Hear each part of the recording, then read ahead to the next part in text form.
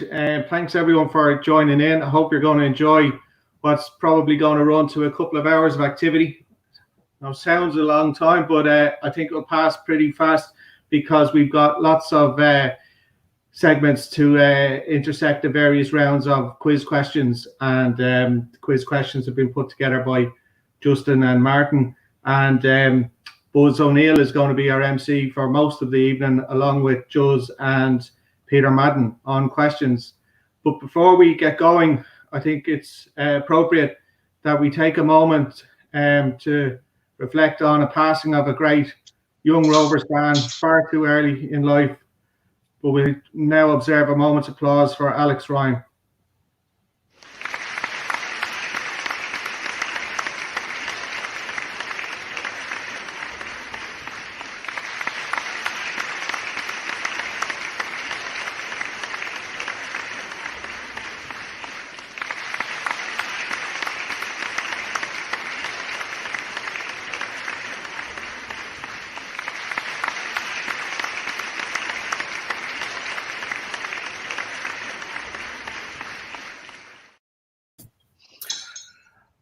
Hello, thanks for that, Mark.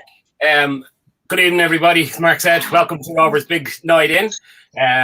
We've a action-packed night for you. It's not like being in Tala Stadium for sure on a Friday night, but we'll make do with what we have in front of us. I am joined now by the Shamrock Rovers manager, Stephen Bradley. Stephen, it is literally bloody great to see you. How are you doing?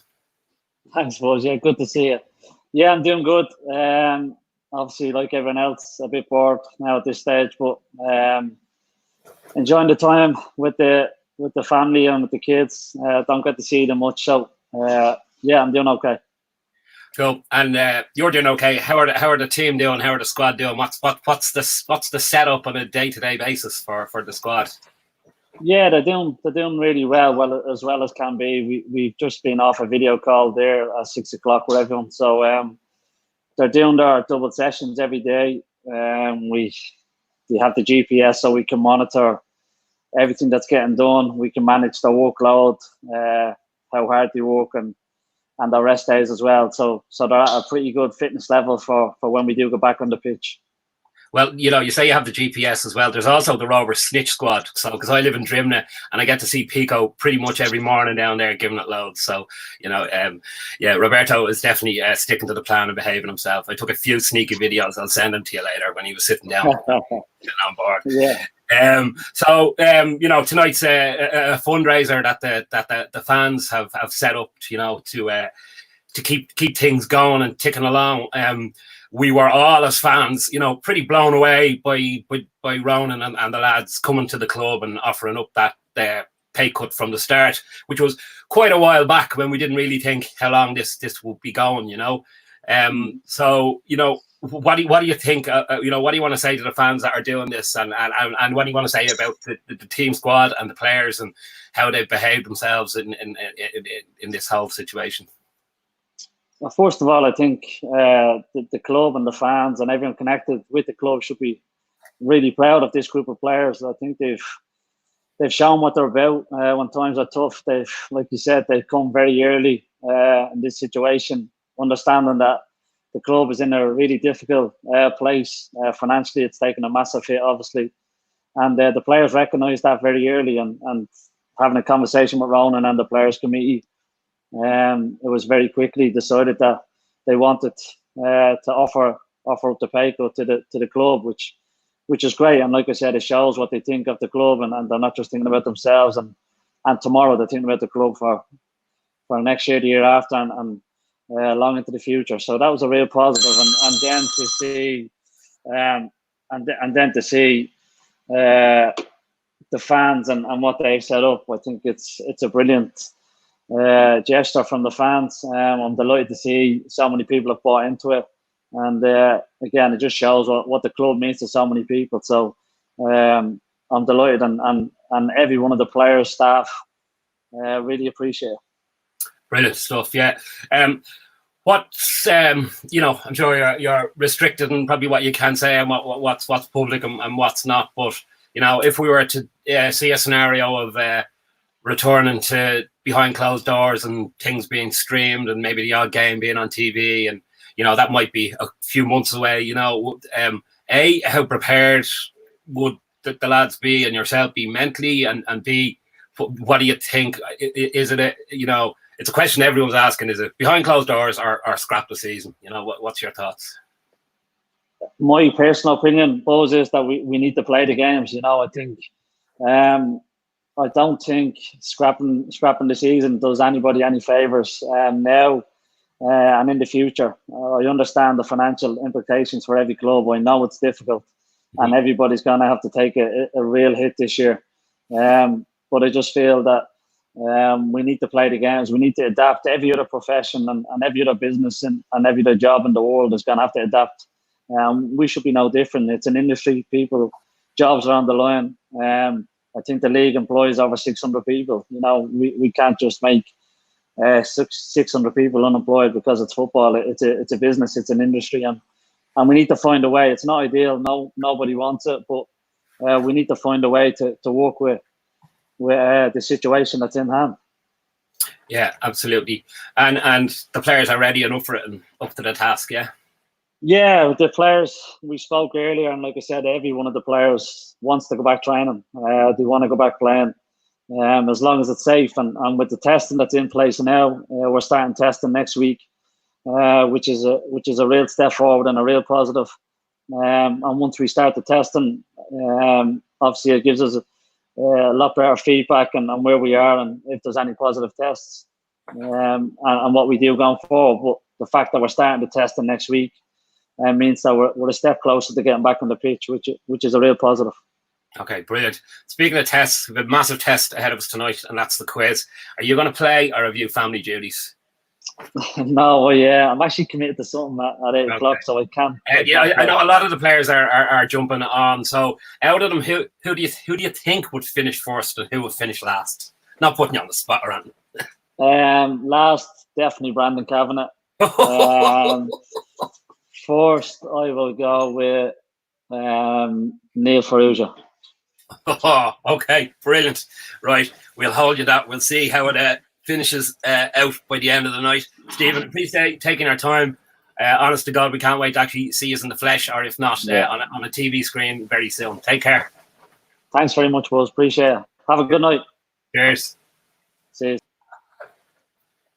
Okay, everybody. So we have a quiz, right? We have 10 rounds of 6. So what's really important here is that you have your phone and you have the app and you have it ready to hit the answer as quick as you can. So the way this quiz works is you will have a multiple choice. You'll have 4 answers will come up on your phone. The quicker you answer, the more points you get. So that can throw cat among the pigeons. It can also show who's cheating. Someone might get 30 correct answers in a row and be the last people to answer. So we know you're on Google if you are those people. So we will have there's a Rovers question in each round. There's a general football question, and there's 4 general knowledge questions as well. We got some brilliant inserts that have been pre-recorded during the week by the club. Who Am I with Aaron Green and Aaron McAniff. Later on, there'll be an interview with Ryan Thompson. After round 5, brilliant. The Crumlin Conundrum with Joey O'Brien and Roberto Lopez. You can't miss that. We will also have a head-to-head of lies with Lee Grace and Greg Bolger. We'll have a quick interview. I spoke to some of the guys from the Fans Initiative that put this together. I was chatting to them during the week. We will have that. But you don't want to miss after round 9. Ask Winston. You really, really, really don't want to miss that. Our prizes are, let me get these right. 4th place is a 12-pack of Poddle beer. 3rd prize is a €30 meal voucher for Jobstown House, if and when that ever reopens. Let's hope it does very soon. We will also have 2nd prize is a Rovers Umbro top. And 1st prize is a FIFA PS4 game. So we are, again, have your phones ready. It's as quick as you answer. You'll see the question coming up on your screen. You'll then see the actual 4 options. So you hit whichever one you answer. We pretty much, I'm hearing in my ear here that we have everybody logged in. Good few hundred teams have registered. When we get to see a leaderboard after probably round 2, I think we'll see if any of the players have actually put their real names up there, and we'll see how Neil are doing and how Cavan is doing. We'll see if our manager's predictions of last and first come true. The first round is very kindly sponsored by Ocean Electrical, and we are going to kick it off now. You're going to see the question coming up shortly, and once you see the question, you will then see the answer. There may be a bit of a delay between me yapping here, and the answer, the question on your phone might come up first. But anyway, let's go for it. Question 1. What was Madonna's first UK #1?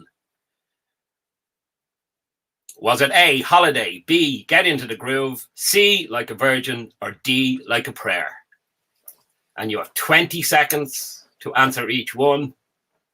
And as you can see, the points go down the longer it takes you to answer it. And that is question 1. So you'll get the hang of it.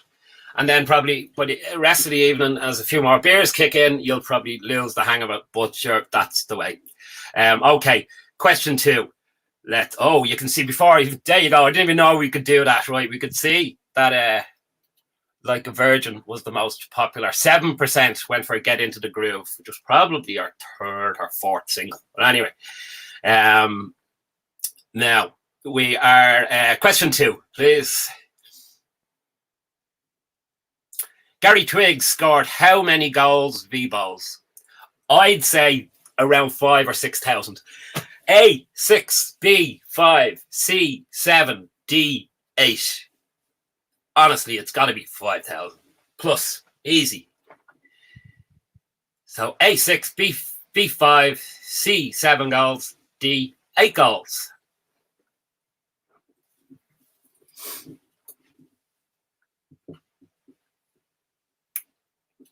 Certainty on answer C from the majority, and then there's good split between the rest of them. Okay, all right. So on to question 3. What was the capital of the former state of West Germany? What was the capital of the former state of West Germany? Was it A, Munich, B, Dusseldorf, C, Bonn, or D, Stuttgart?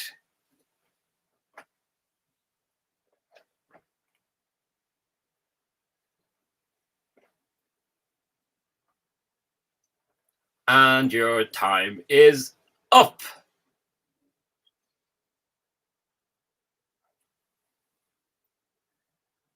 Okay, so there is what people answered. Most people went for C, Bonn. Least went for Dusseldorf. And yep, C, Bonn was the actual answer. So you're going to get a rough idea of how you're doing as the quiz progresses. You'll then see how others are doing as when we get into showing you the scoreboard. Okay, on to, also don't forget, you want to comment on the quiz, you're logged in there. There's a comment section, is open and live on the YouTube comment section. So, question 4. In which Irish country was singer-songwriter Gilbert OSullivan born? Was it A, Dublin, B, Waterford, C, Cork, or D, Limerick? In which Irish county was singer-songwriter Gilbert OSullivan born? Naturally.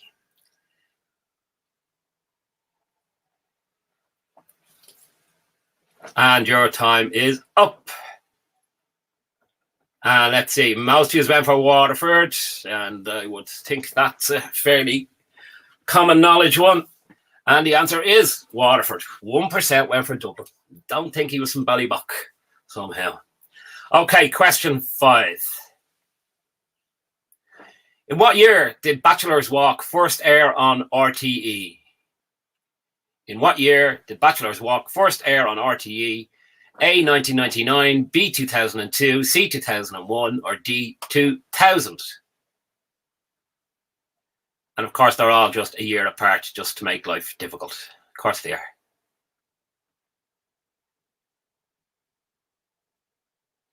And your time is up. Oh, I knew this one would be a very, very split across. Slight majority on answer C. Pretty much everyone split between the other 3 years, and that was the correct answer, 2001.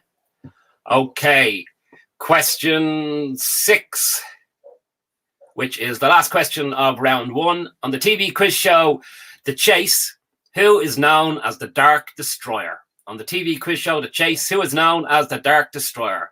A, Paul Shinna, B, Mark Labette, C, Anne Hegarty, or D, Sean Wallace? A, Paul Sheehan, B, Mark Labatt, C, Anne Hegarty, or D, Sean Wallace? And your time for that one is up. And I think most people will go for the right one. I would definitely would have gone for Sean Wallace. Seems we're sitting around all day, every day, doing nothing else but watching The Chase. And the correct answer is Sean Wallace. Okay, so that is round 1 over with. We are going to hand you over to one of our quiz masters. Martin Moore is the other one. He's lurking somewhere in the box watching us, and Justin Mason is also put these questions together. So as usual at Rovers table quizzes, you know who to direct your ire to. There's a comment section here wide open. You're more than welcome to let him know what you think of his poxy questions. So I'm going to hand it over to Juz, who's now going to ask you the questions for round 2. How are you, Justin? How are you, Buzz? Cheers for that. We're friends like you. Who needs enemies? Welcome, guys. This is round 2, and this round is kindly being sponsored by Ocean Electrical. So if we can have the first question, please.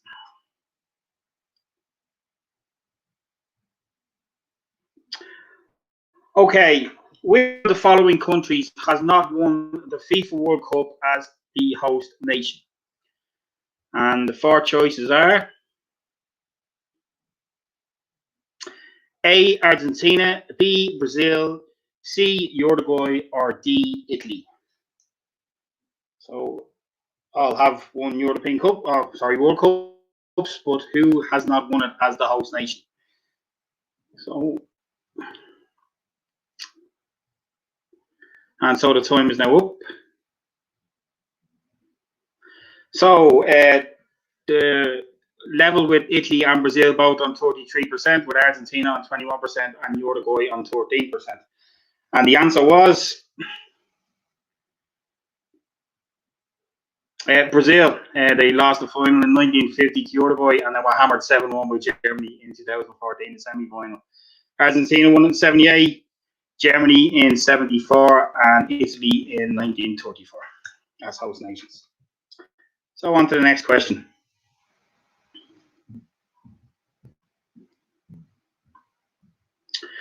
A wax model of which former world heavyweight boxing champions appears on the cover of Beatles LP Sgt. Pepper's Lonely Hearts Club Band?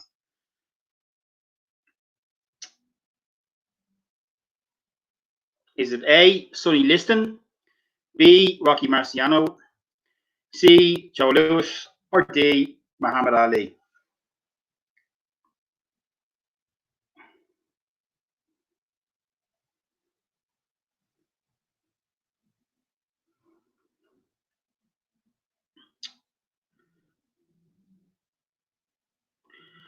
And we see the majority have gone with Muhammad Ali, followed closely by Joe Louis in second place, with Rocky Marciano and Sonny Liston around the same. And the answer to that was Sonny Liston. So well done to 17% who answered him. Well done.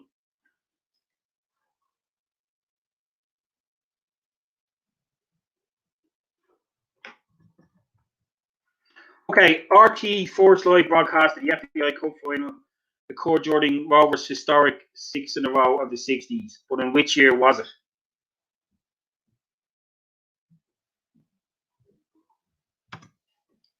Was it A, 1967, B, 1965, C, 1964, or D, 1966?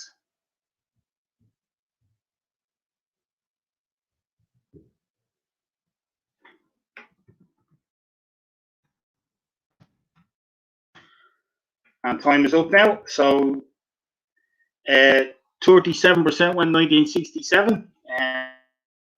And the answer was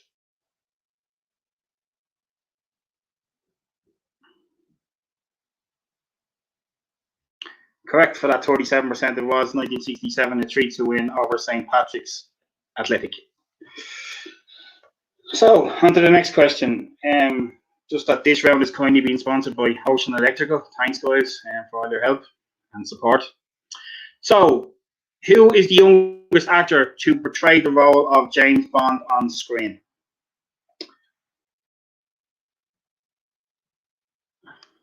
So, is it A, Daniel Craig, B, Sean Connery, C, George Lazenby, or D, Mead's very own Pierce Brosnan?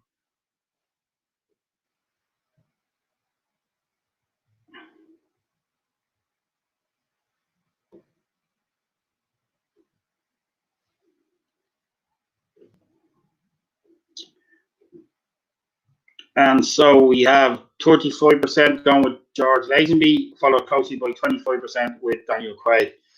And the answer is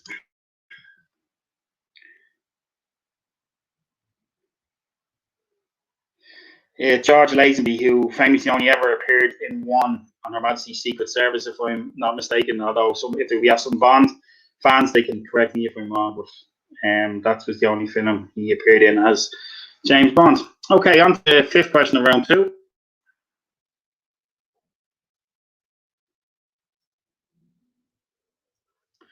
So, Frankfort is the capital of which US state?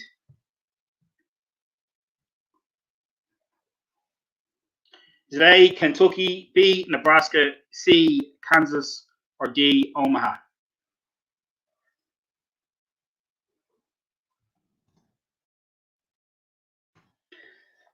So we're coming up to 5 seconds to go.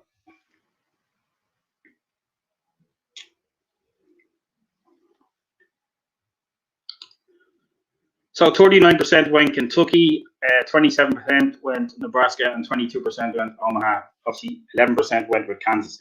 And the correct answer is it's Kentucky. Well done, that 39%. So we now go on to the final question in round two.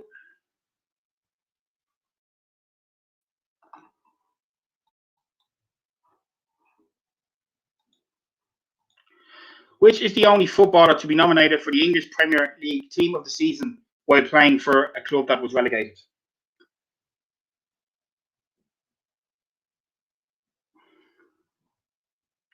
Was it A, Roy Keane, B, Shaka Hislop, C, Georgie Kingladze, or D, Kevin Phillips?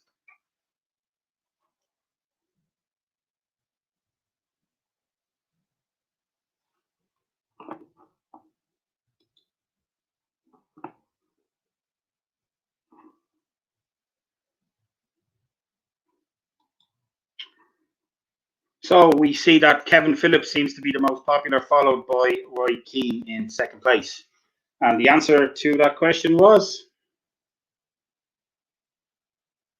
Roy Keane with Nottingham Forest in 1993, which his performances that year got him his move to Manchester United and got him where you want other clubs as well, like Blackburn chasing him as well. So that's the end of round two. I now will pass you back to Buzz to introduce the next segment of the evening. Thanks very much, guys. Good luck and stay safe. Thanks, Justin. I was going to say, coming there live from Dublin 4, or is it Dublin 2? I can never figure out. He's somewhere on the border there. Our next bit coming up, you are going to see is Who Am I? And it features the very brilliant Two Aarons with Emma.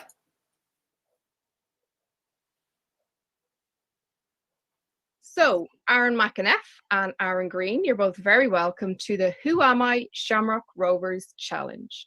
And this is how it's going to work.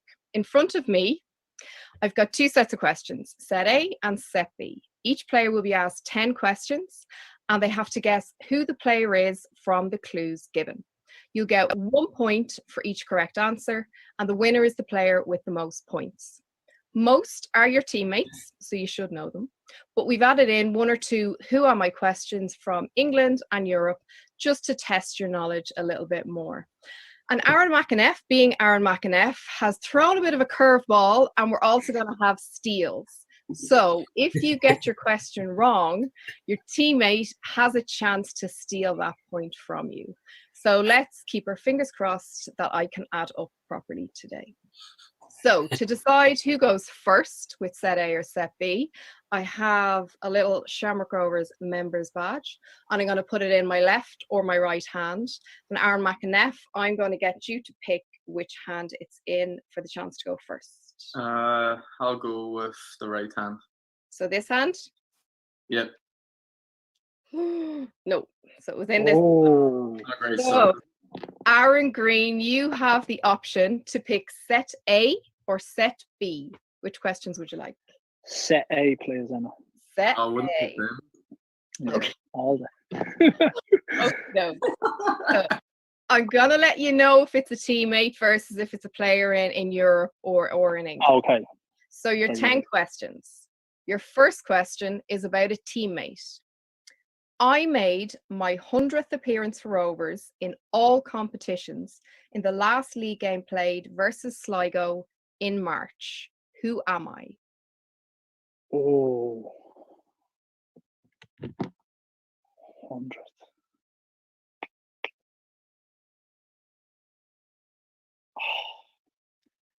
Gonna say Greg Boulder. Incorrect, I'm afraid. Derry, Oh, Aaron, Mac. do you want to steal? I'm going to say Alan Manus. No No. chance. No, it's not Al. He's there bleeding years before. Come on, Mac. He's been there like 2 years now. Who was it? It must be fun. Lee Grace? It's Lee Grace. Oh, no. Yeah, Lee Grace. I know it'd be 100 appearances. Okay, so that's question 1 down. Question 2. So this is a Premier League question. I have made the most Premier League appearances out of all current Premier League players. Who am I? So this question isn't about a teammate, it's just a general football question. James Milner. Very good, yeah. Do you want to get a bonus point for telling me how many appearances? Oh, 634. Oh, 534. Oh my God. So close, but about 100 out. Okay. Makes it better for the TV and the quiz. Oh, Exactly. Yeah. That was planned. Okay, question 3. This is another question about a teammate. My appearances to goals ratio shows that I average a goal every 2 games in all competitions for Rovers. Graham Burke. Graham Burke is right. Correct. You know your teammate. Okay, the next question. This is going back to a European League. Okay. In December, I joined my new club and I have scored 13 goals in my first 12 games. Who am I? Haaland for Dortmund. Very good. Who scored at the weekend? Correct. Yeah. Well done, Aaron. Okay, question 5. Back to a question about your teammates. Okay. So I once played club football alongside Damien Duff, but not for Rovers. Wow. Club football. Yep.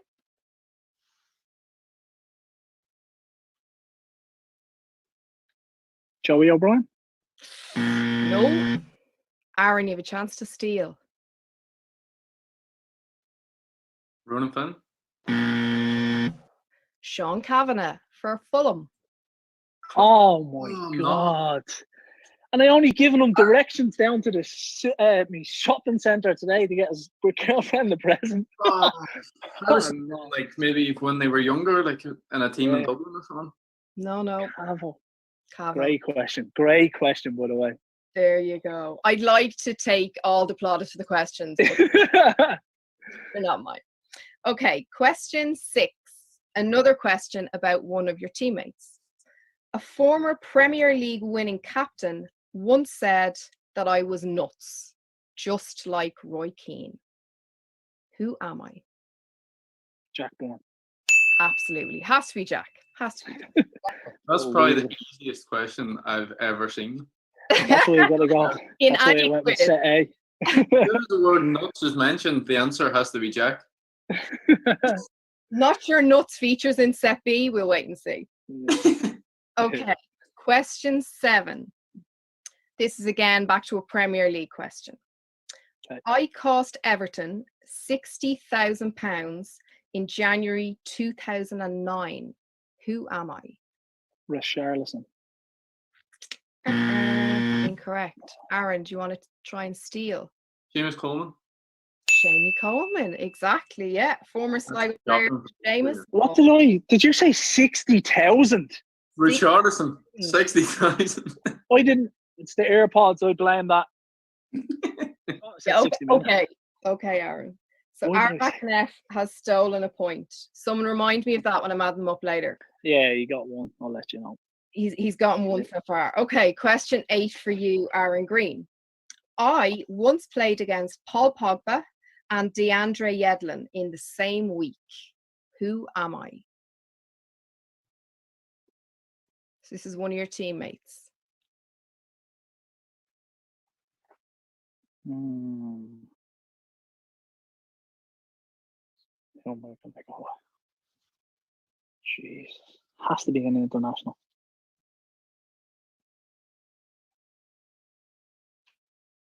Wow. I haven't even got a clue where. Paul Pogba and Yedlin. Yeah. Paul Pogba and DeAndre Yedlin in the same week. Played against both of them. I'm going to say Finner. Don't ask me why. Incorrect, I'm afraid. Aaron Mack, do you want to take a guess at this? Steal a point? I'm going to say Joey O'Brien. No. So you're right, it has to be an international game, and it's an international game against France and the USA. Graham Burke. Graham Burke, yeah, who scored in that game Oh against the US. God. Yeah. So 2 more questions. Question 9, another one about your teammate Aaron. I was gonna question. Say that again.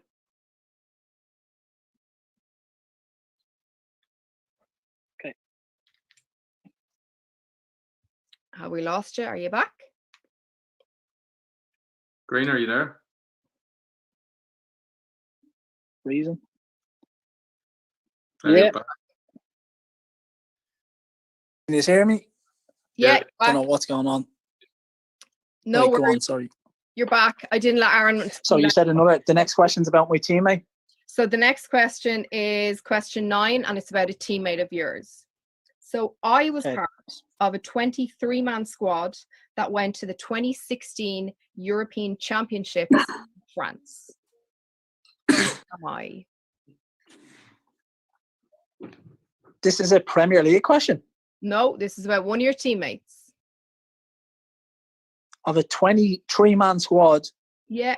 So I was part of a 23-man squad that went to the 2016 Euros in France. Who am I? Has to be Joey. Sorry. Aaron Mack, do you want to have a little guess at this? Steal another point? Al Manis. Alan Manus for Northern Ireland. Northern Ireland. Yeah, Northern Ireland. Beast. You do that better than I do, Aaron. So that's another point Aaron has stolen.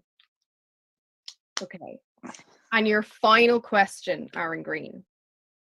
I was born and continue to live in the birthplace of Shamrock Rovers, Ringsend. Who am I? Sean Kavanagh. Sean Kavanagh. It has to be Sean Kavanagh. No wonder he got lost in Tala there looking for presents. No. Okay. Well, I need a few steals. Mac's going to get a few. I think so. So you finished. AirPods are out. Oh, you said 60 bleeding million. Charleston, what? You finished, Aaron, on 1, 2, 3, 4, 5 out of 10. And Aaron had stolen. Aaron got 2 steals, yeah? Yeah. So it's all to play for.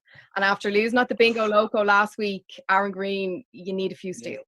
You need a few steals. Oh, no. Okay, not to rub it in. So it's half time in the Who Am I Shamrock Rovers Challenge. And Aaron Green is leading Aaron McAneff by 5 points to 2. Has Aaron Green done enough to get through the second half? Or will those 2 steals from Aaron McAneff make all the difference? Tune in across Shamrock Rovers social media to find out.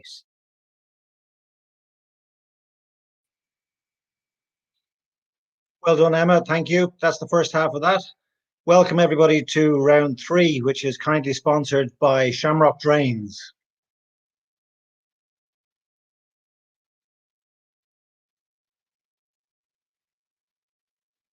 So the first question, which city held the 1976 Summer Olympic Games? Was it A, Munich, B, Los Angeles, C, Montreal, or D, Moscow?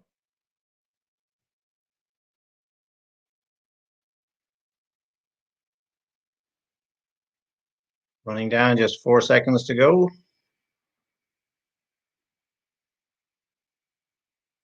So 58% of you have said Montreal, 22% for Munich, 17% for LA, and just 3% for Moscow. And the correct answer was Montreal, 58%. Well done. Now moving on to question 14. With who did Rovers gain their first league victory in the RDS in Who did Rovers gain their first league victory in the RDS in 1990 over? Was it A, Galway United, B, Limerick City, C, Waterford United, or D, Derry City? That's 1990 Rovers' first league victory in the RDS after that terrible 0-0 draw against Pats with 22,000 people. So 39% have gone for Galway United, 30% for Derry, 20% for Waterford, and just 11% for Limerick.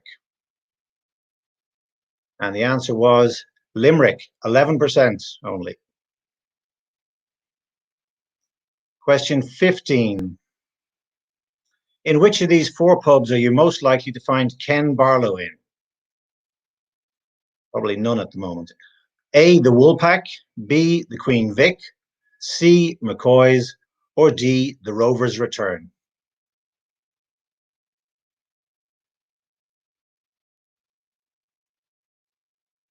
Five seconds to go. Get your vote in. So all the soap addicts have obviously voted for the Rovers Return. 95% of you, 5% the Queen Vic, and obviously a rounding issue there. 1% the Woolpack, making 101%. Correct answer is the Rovers Return with 95%. It had to be in a Rovers quiz. Question 16. Who did JFK defeat in the 1960 US presidential election? Was it A, Richard Nixon, B, Lyndon Johnson, C, Walter Mondale, or D, Ronald Reagan? Nixon, Johnson, Mondale, or Reagan?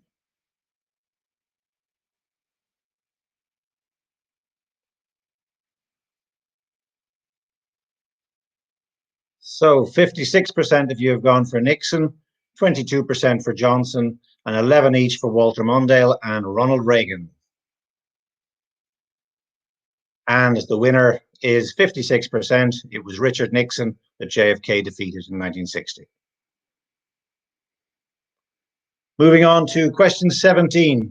What is the longest river in the UK? Is it A, the Trent, B, the Mersey, C, the Thames, or D, the Severn? The Trent, the Mersey, the Thames, or the Severn?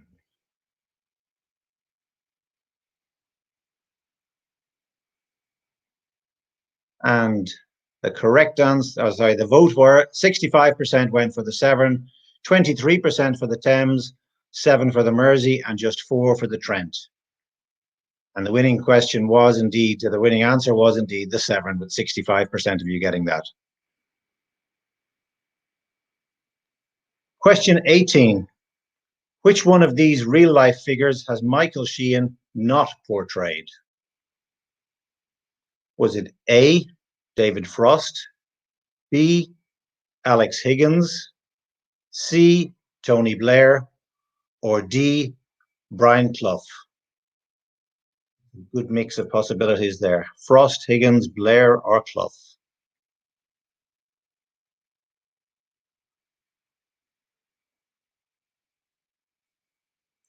%59% of you have gone for Alex Higgins as the one he has not portrayed, 21% Tony Blair, 12% David Frost, and 8% only have said Brian Clough was not played by Michael Sheehan. And the winning score was 59% Alex Higgins.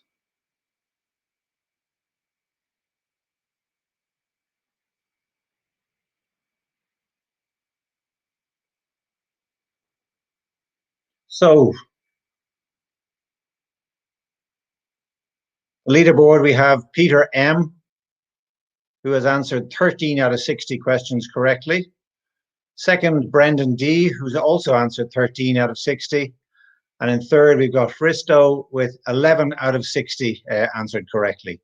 So the leading point score was Peter M on 1124, followed by Brendan D on 1107 and Fristo on 1102. You'll see your own name coming up there. Hopefully you're not too close to the bottom. That's good scoring. 13 out of the 60 questions correctly. We've only had 18, so it's 13 out of 18 so far.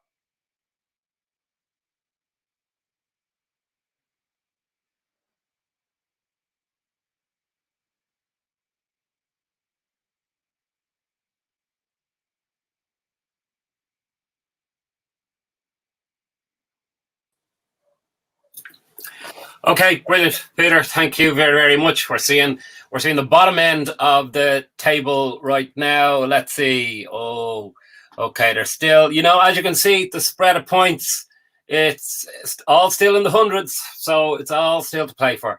Who's right down the very bottom? How are we doing? Oh, there's someone on 286. Is that our bottom? No, there's still more. 246. No. How many more have we got to go? Okay, we literally have hundreds of people logged in tonight. And, Luke and Hoops. Okay, I'd say they're having a technical issue somehow.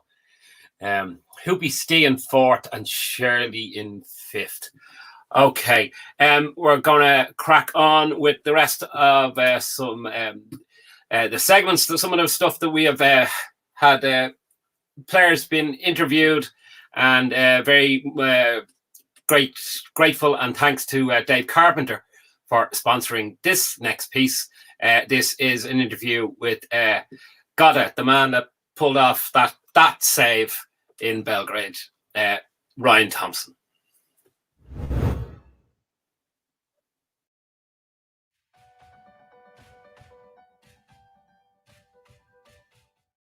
Rovers have a corner. McCabe standing over it. And comfortably dealt with this time. As the shot comes in! Oh, what a screamer! 1-1! Well, it's absolutely brilliant to be joined by Ryan Gotta Thompson, a legend in Shamrock Rovers folklore now. And it's great to see you looking so well, Ryan. You're in Austin at the moment with Austin Bold in the USL, the American League over there. So you're in Texas. How are you enjoying life in Texas? They say things are bigger in Texas, so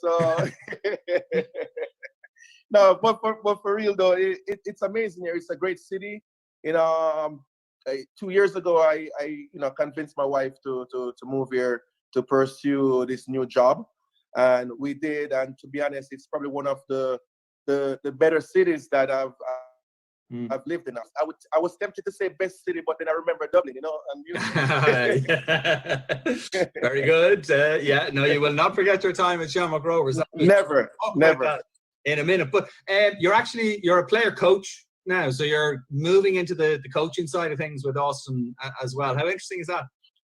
No, it is something that I truly enjoy. You know, I've had a great run as a player and still continue to have a great run. You know, but I feel like there is more to me than just, you know, kicking soccer balls around and making saves on the field. You know, I have a passion for teaching, and I have a passion for, you know, just helping people to get better and seeing joy on people's face. And I feel like, you know, my new role, you know, allows me to do that. You know, you know, I'm a passionate guy. You know, everything I do is a lot of passion. So, you know, that the mere fact that I have the ability to use my experience that I've gathered over the years and help someone to achieve their goals or chase their dream, you know, it's something that, you know, my heart has always desired, and I'm glad I'm in that position to do that, you know, both on the youth level and also in the professional level, you know, so it's great. You've huge experience to bring to the table, you know, all the European action in your time at Shamrock Rovers, obviously your international career with Jamaica, and having played widely in America as well. So you have a lot to teach, I'm sure.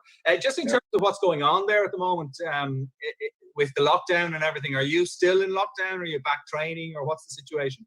So we're actually coming out of lockdown right now. They just released the gate, and, you know, the governor and the CDC, they gave us guidelines and protocols to follow in order for us to train.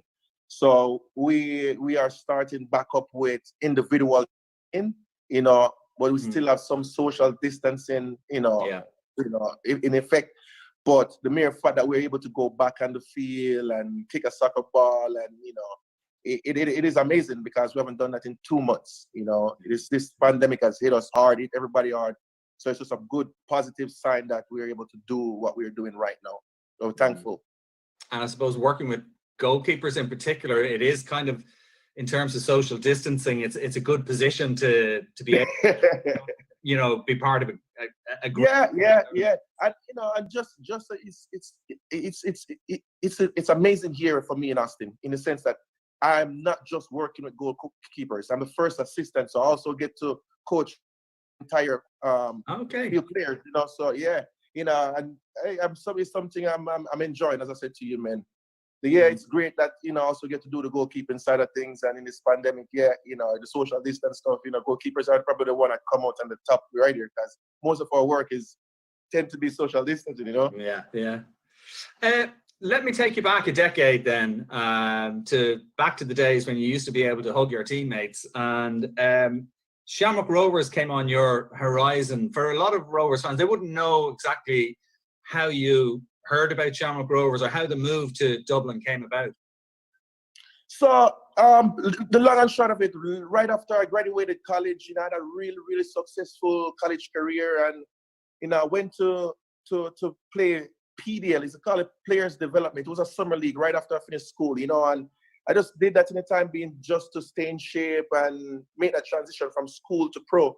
And my coach at the time knew Michael O'Neill, and my third string goalkeeper at the time went over there and try out, and Michael liked him, but I came on the scene and took that starting spot, and my coach like, hey, there is another goalkeeper here who's equally as good or even better. You should look at him. You know, he's Jamaican international goalkeeper. And Michael like, okay, no problem, fly him over.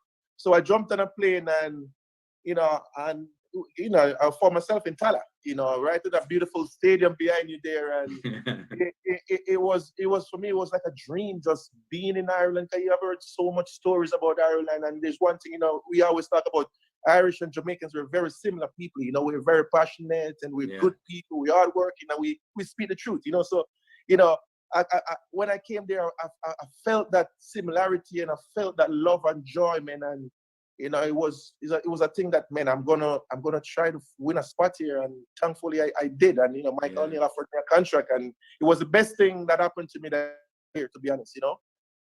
Isn't it funny the way life can take you in a certain direction? If that coach over there hadn't known Michael O'Neill, you would never have played those Champions League matches. You'd never have played those Europa League games. You'd never have been to Tala. Never. Well, maybe in my past life I was there. You know, like some of my mom named me Ryan Andre O'Neill Thompson. It's all Irish names, so absolutely. Maybe I was there. So it was destiny. And when you It was think more back to than- your time here, I know you spoke before about how much of an influence Alan Manus was when you first came to the club. Obviously, he's back now again in his second spell at the club. Everybody I've spoken to about Alan Manus has only good things to say about him. Loved him. Loved that guy. I love that guy. Again, the first interaction was, "Hey, Ryan, how you doing? How can I help you?" You know, he was the first one, you know, to the house that was staying to pick me up. You know, I came back from practice with him. He'll make me lunch and breakfast. Yeah. I will do that. We repeat that cycle almost every day. I'm like, man, you don't really find this stuff in America, you know, where another goalkeeper is really looking after another goalkeeper, you know. And for me, I got tremendous respect for him for that, you know. And not only that, you know, he was just a super professional athlete, you know. He will do the right things. He ate well. He trained well, you know, and he helped people around him to get better, you know. You know, soft-spoken, real nice guy, but on the field, he's like a monster. So, yeah, but I have a lot of respect for him. Lots of respect. Obviously, he moved on then to St. Johnstone, and you became first-choice keeper. Rovers won the league in 2011, the Setanta Cup as well, and the European adventure started then. And I know everybody who talks to you talks about that unbelievable save in Belgrade that night. But before we talk about that, I'm thinking back to the game in Copenhagen, and a couple of saves in that match. There was one header particularly from inside the 6-yard box. You got up and tipped over the bar. Unbelievable. Yep. Well, you know what? I've made a reputation for myself living in Jamaica, pulling saves off like that. You know, I just never had an opportunity to do it on a big stage as it was, you know, in the Champions League when I played for Rovers. So the mere fact that I got the opportunity to be on that stage, it was just a matter of time before people start seeing that I had that ability, you know. It's something I'm blessed with, that ability to just make those saves. It's like nothing. I did it in Jamaica for youth national team. I did it with the U23s. I did it when I was in college. You know, I just never did it on a big stage. And, you know, that night in Copenhagen was also another, you know, night that I'm very grateful for, you know, playing my first Champions League game and having that performance that I did, you know, grateful. Just years and years of hard work, and, you know, and then a lot also goes out to the coaching staff as well, because Tim Dalton at the time, you know, really prepared me. I had a lot of respect for Tim Dalton, you know, Mike O'Neill as well, you know, just the whole tactical aspect of the game, you know, my game grew from that, you know. First Jamaican to ever play in the Champions League as well, I believe. I mean, that's an amazing accolade to have. Yeah, well, again, I didn't know any of these things, you know, in my opinion, none of these stuff really mattered at the time. But at the end of the game, you know, someone ran over to me like, "Hey, man, you're the first Jamaican." I'm like, what? I'm like, oh, actually, it felt good, you know, so why not? I just embrace it, you know. And what about that save in Belgrade then? I mean, well, actually, the first question I'm going to ask you about that is, do you have a picture of that on the wall in the house that you're living in at the moment? And if you don't, you should. No.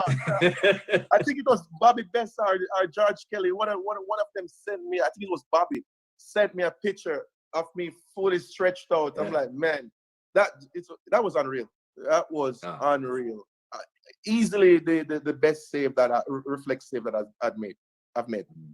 You know, and of course, in such a big stage as well, kind of added to it in a way. Yeah.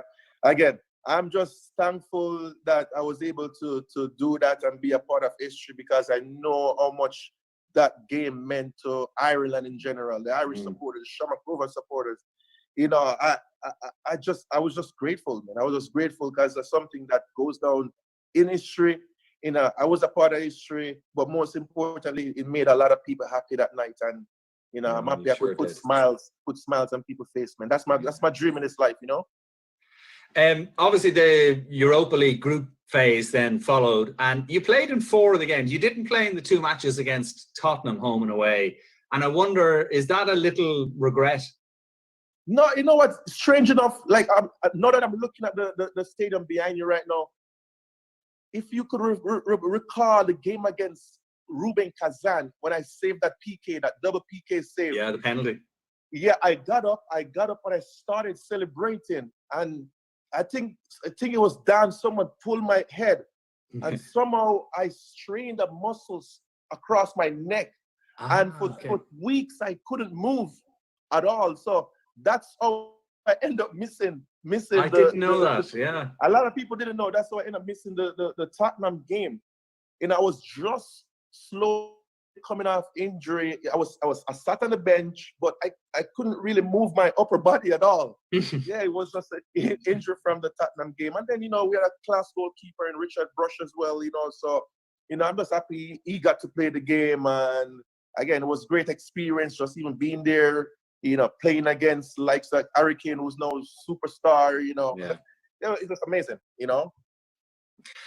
And if somebody was to say to you, what's the one outstanding memory you have of your time with Shamrock Rovers, what would it be? It has to be with the fact that everyone treated me like a family. For me, I'm a big guy when it comes to I'm big in relationships. For me, the game, yes, it's just a soccer ball, but the soccer ball is what connects everybody. Mm-hmm. It is a vessel, but it allows me in people's home. I remember Sharon Dunn and Sinead and all them, that Paddy Daly. I was literally living with those people, and those people treated me like their son. I have countless Irish friends right now, and I'm proud to say I'm honorably Irish, and when I think about it. So I genuinely value those moments. Yeah. Talking to people, going out for a night to take a point or two, and go up to throw the trade in the next day. Don't tell Michael O'Neill. It was happy. It was happy moment. It was happy moment, and I loved every minute of it. The executives, Roach and Noel Byrne, everybody, man, everybody treated me like, man, I was one of them, and I value that more than even playing on the football field, to be honest. That's what you have amazing special memories, and I know the Rovers fans have very special memories of you. One of my memories of you actually is how good you were with the kids. When you were coming off after the games and stuff, you stopping to pose for photographs, maybe pre-match or after game. You were always smiling and encouraging the kids along. That stood out for me, and it was great. You know what? And the reason, again, my goal is to put joy on people's face. That's my passion. I want to give joy. I want to give, instill trust and all these things. Many years when I was a ball boy against, Jamaica played against the United States of America. And I ran for a ball, and I handed the ball to Casey Keller. And Casey Keller put his hand on my head. And all he did, was like, Ryan, he did it to Ryan. He said, thank you. And I was the happiest person on the planet. So I wanted to give that joy back to everybody. Every goalkeeper, every outfield player, every soccer player, everybody who was attached to that soccer ball, I want to give that joy back to. So, those are some of the reasons that encouraged me to be like that, Well, you gave a lot of joy to a lot of people, Ryan, that's for sure. We're out of time, but I want to wish you the very best in Austin there. Stay safe, and hopefully things go really well with Austin Bold. And that when things get back to normal, you're always welcome back in Tallaght Stadium. Hopefully we'll see you back here pretty soon, because you are a legend, and it's great chatting with you. Thank you. The pleasure of mine. Please, I would love to be there soon, and I'm going to be there. I'll take the family there as well. So say hello to everybody for me. Keep on hooping. Respect. Good man, Ryan. Take care. Talk to you soon. Bye-bye. Mind yourself. Bye-bye. Cheers. Bye. Bye. Absolutely brilliant. Thanks, Ryan, and thank you very much, of course, to Con, my doppelganger. Now, a couple of great takeaways from that interview. Of course, one, of course, is soccer ball. We'll forgive you for that, Ryan. You've obviously been in the States for a little too long. But I suppose the main takeaway, of course, is that he thinks that Jonathan Roach and Noel Byrne are executives. That's fantastic. Anyway, we're going to rock on, because apparently somewhere in between all this silliness, we have a quiz going on. We are happening now round 4, which is very kindly sponsored by Parkhead Communications. Question 1 is, which of the following has not won the Rovers Player of the Year award on 2 successive occasions? Which of the following has not won the Rovers Player of the Year award on 2 successive occasions? A, Dave Connell. B, Barry Murphy. C, Liam Buckley. Or D, Jody Byrne. And I'm pretty sure most of the younger fans are sitting looking at that question going, who on earth are any of those? Probably even Barry Murphy to them is an old man. That's shocking. Also, when Con said, "Where I throw you back there to a decade ago," that made me feel old. Oh, we're very split. No, we're not very split. Most people went for George Byrne. And the correct answer is, of course, correct. George Byrne. Nice one. Okay. Question 2 of round 4. Which name is not one of the 10 most common Irish surnames? Which name is not one of the 10 most common Irish surnames? Smith, Walsh, Ryan, or Doyle? A. Smith, B. Walsh, C. Ryan, or D. Doyle? And O'Neill is not in there at all. I'm pretty ticked off about that. Right, your time is coming up and your time is over. Okay, question 3 of round 4. Which name is not one of the... We just had that. Sorry, I was already jumping ahead. I beg your pardon. It is Smith. I think we have a few Smiths online. No, it's actually Doyle. Everyone went for Smith. Wow, it's Doyle. Probably most of you, like myself, didn't understand the question properly. Right, question 21.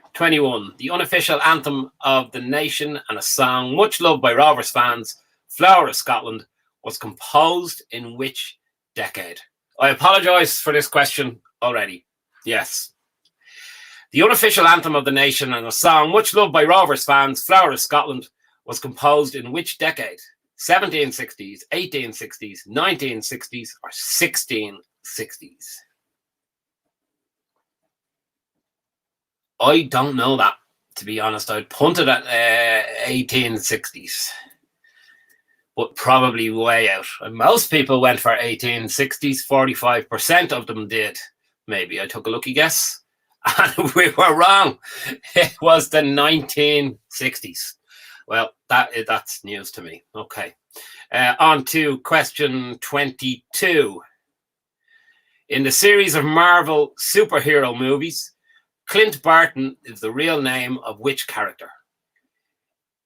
In the series of Marvel superhero movies, Clint Barton is the real name of which character? A. War Machine, B. Ant-Man, C. Hawkeye, or D. the Falcon? And this is where you absolutely lose me now. Not got the foggiest. Yeah, not a clue. Sorry. Most people seem fairly confident that it was Hawkeye. I think that's, and it is Hawkeye. That definitely feels like a Martin Moore type question to me. Justin Mason might be giving out now. I'm not sure who picked that one. Okay, on to question 23. Which of the following music legends did not die in 1977? A. Mark Bolan, B. Bing Crosby, C. John Lennon, or D. Elvis Presley? I'm trying to remember who I remembered dying. Definitely remember Presley, Lennon, not the other two. So I haven't got a clue there. Most people punting for John Lennon. He did not die in 1977. That would be correct. Yes, that is correct. Somewhere in the early 80s, maybe? I can't really remember. Martin Moore is now spitting at the screen, shouting the answer. Sorry about that, Martin. Okay, question 24. The birth name of which former Brazilian international footballer is Ricardo Isaacson dos Santos Liete? The birth name of which former Brazilian international footballer is Ricardo Isaacson dos Santos Liete? A. Zico, B. Cafu, C. Kaká, D. Socrates. And I hope you're all appreciating my impeccable Portuguese pronunciation there.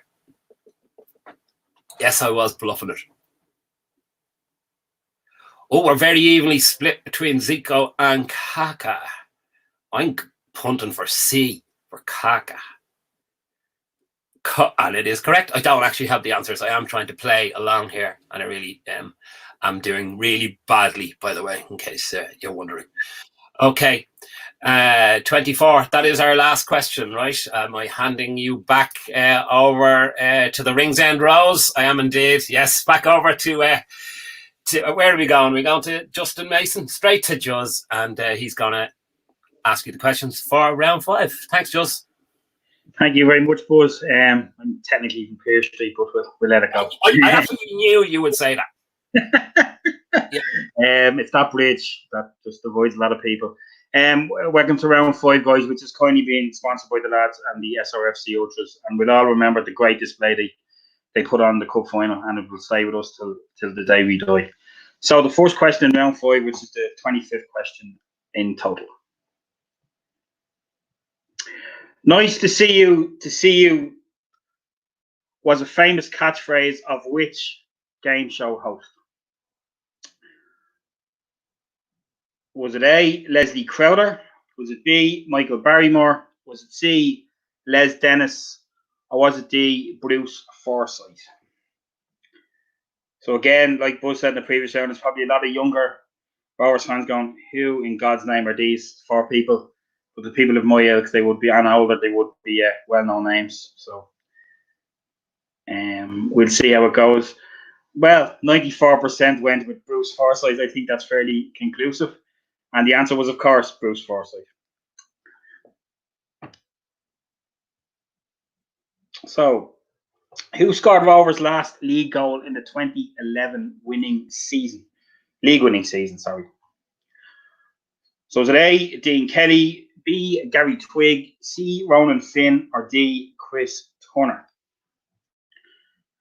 And sorry, there's still 9 seconds left. Getting ahead of myself there. Apologies, folks.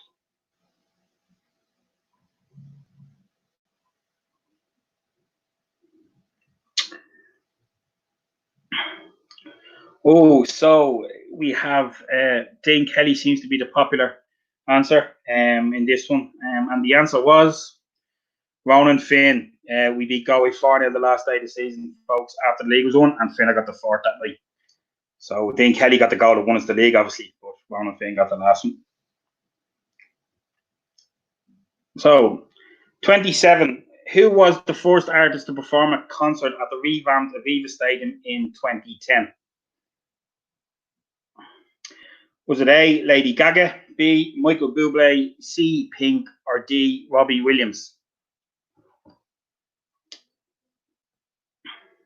Some people might say none of them are artists, but one of them did play was the first to play a concert in the new stadium in September 2010.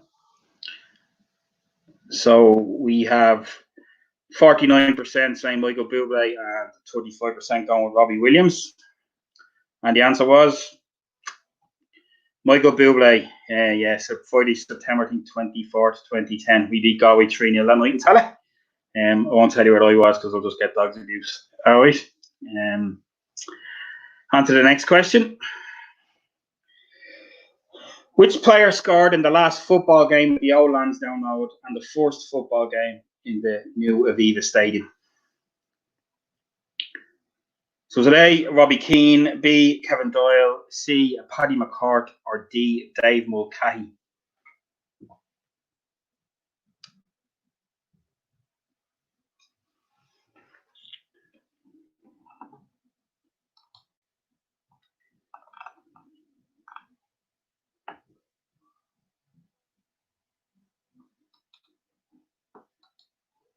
So we have 41% Robbie Keane, followed by 32% Dave Mulcahy, 22% with Kevin Doyle, and 5% with Paddy McCourt. And the answer was Dave Mulcahy. He scored for Pats in the FAI Cup final in 2006. They were beaten 4-3 by Derry.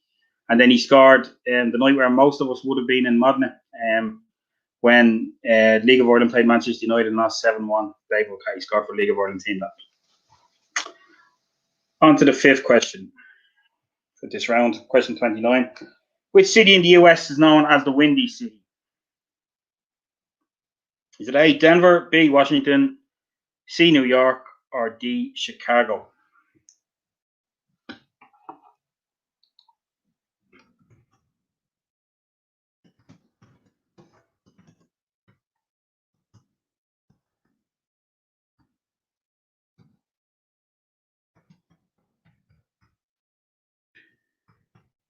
So we have 95% saying Chicago. I think that's pretty conclusive. And the answer was, of course, it was Chicago. And the final question, by what name was O'Connell Bridge formerly known as? So is it A, Westmoreland Bridge, B, Carlisle Bridge, D, Delir Bridge, or Dahlia, some people call it, or D, Sackville Bridge?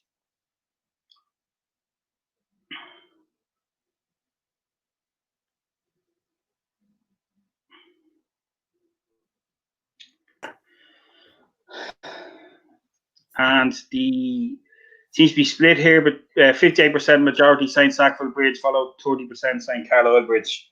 And the answer was Carlisle Bridge. If you ever walk by, you do still see it on the bridge these days. So thanks, folks. I'll now hand you back to Buzz to present the next segment. Thanks, Juz. We're now going to jump to another section called the Crumlin Conundrum.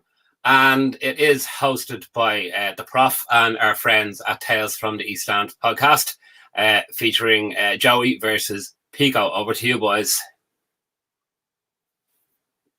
It's time now for the Crumlin Conundrum, sponsored by Tales from the East End. Who else?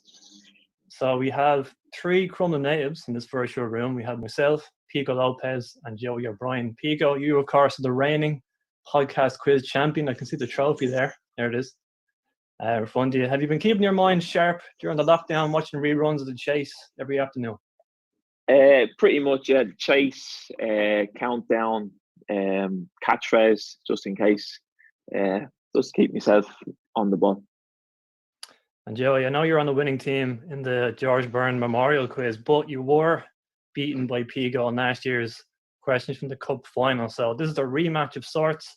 Is revenge on your mind today? Oh, yes. I'm coming for the title. All right, so here's how it's going to work. It's going to be 10 questions each. It doesn't particularly matter who goes first, so I'm going to start with Pico.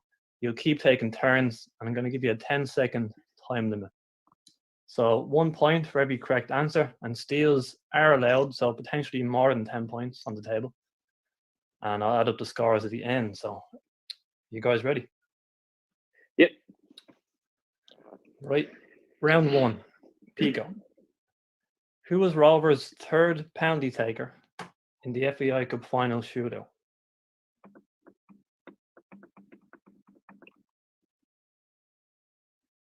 Was it Joey?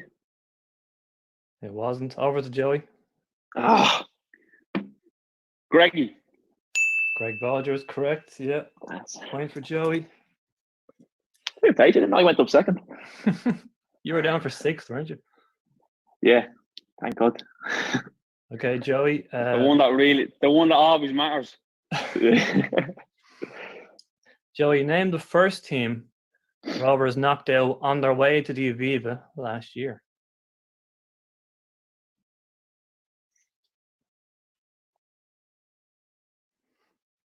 Three seconds. Finn Harps. Ooh, just about got there. Hold on. Joey's I was going to say Drogheda. Joey's 2 up. I was okay. Followed them on it. Was either or. Dan Carr winner. Round 2. Pico, in what year did Tata Stadium open? –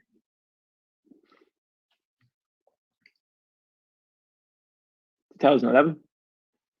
No, over to Joey. 2010.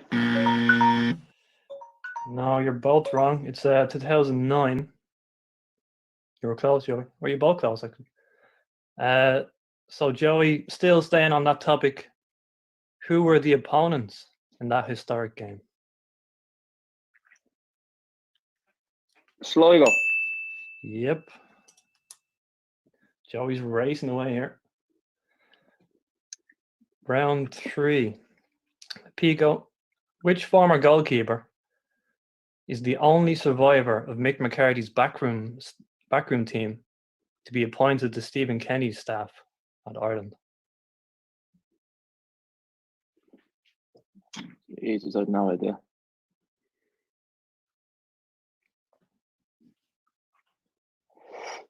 No, pass. Over to Joey, so. Alan Kelly. Yep. 4-0. How many questions is this? Can I still have a chance of pulling some like?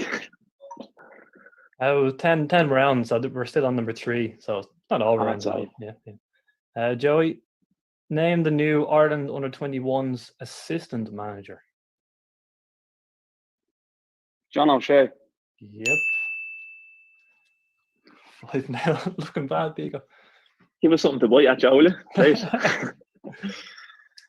Round I'm still 4. raging I didn't get that Palace Stadium. That's the only one you got wrong, isn't it? Round 10-year anniversary this year. Oh, last year was.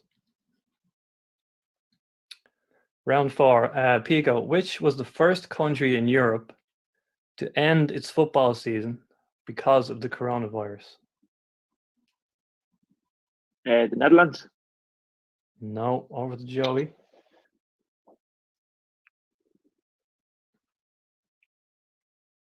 Belgium. I knew you'd get it. Belgium, yeah. Playing them too, wasn't it? Over to Joey. This might seem a bit of a gimme now, but who scored the first goal in the Bundesliga upon its return to action last weekend?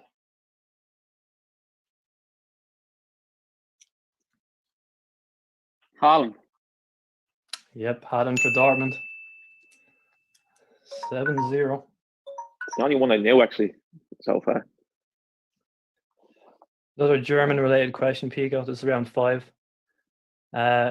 Roberto Firmino joined Liverpool from which German club? So this would have been 5 years ago, I think.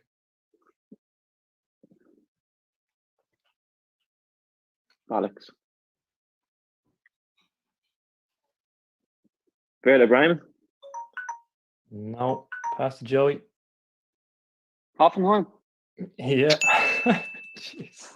I need to get something on the board. I don't get the end of those. The slaughter. I know. Joey, which player scored in 17 consecutive seasons for Chelsea? I saw this one on the chase.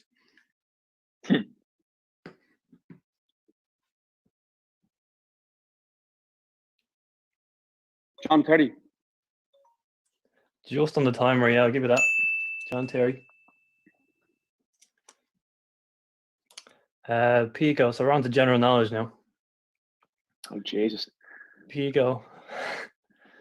Name this American game show where the questions are given in the form of answers.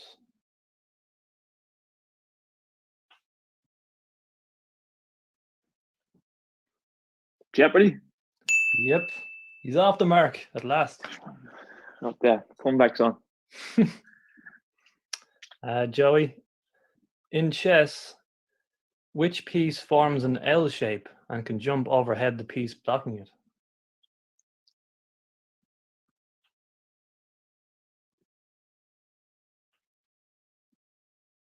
The knight. Yep, the knight is correct. I thought you were going to say horse there, and I would have been up in arms. You know, I can't say horse. I'm a grand master at chess, man. Funny you mentioned that. I once asked Brandon Meade a similar question, and his response in the quiz was, "That horse thing." That was his answer. And did you give him it? Well, that wasn't even the correct answer. I think the answer would have been a book. But his guess was the horse thing. So, Pico, sticking with horses again. Which horse has won the last 2 Grand Nationals? I'm feeling Joey's going to nail this. Tiger Row? Yep, that's correct. I should know that. I was at a table with the bleeding trainer not too long ago. Joey, in which lawn game can a player win by pegging out?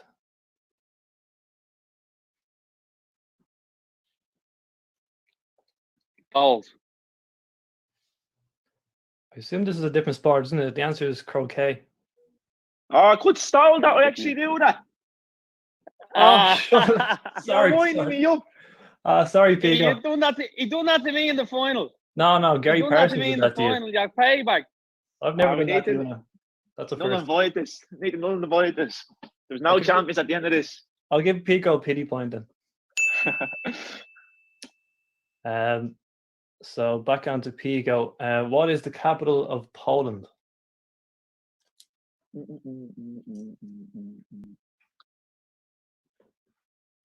Warsaw. That's right, yeah.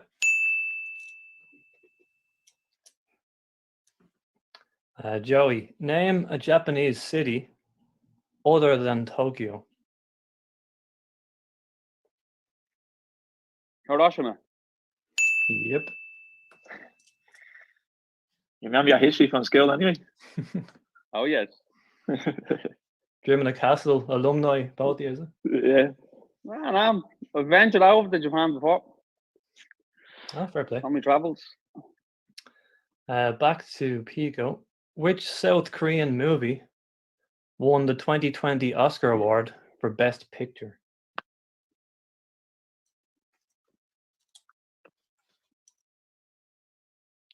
No idea. I couldn't even name one South Korean movie. Pass. Joey, can you steal this one? Nah. The answer is Parasite. No, great film. Recommend it. Yeah. Joey, who became the first gloved puppet to represent any country in the Eurovision back in 2008?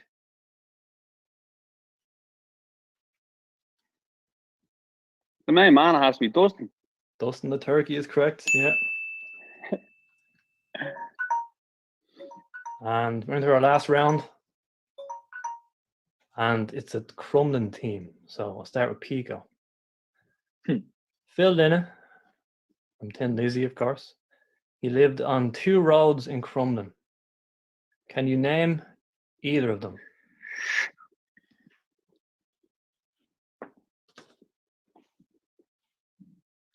Was Captain's one?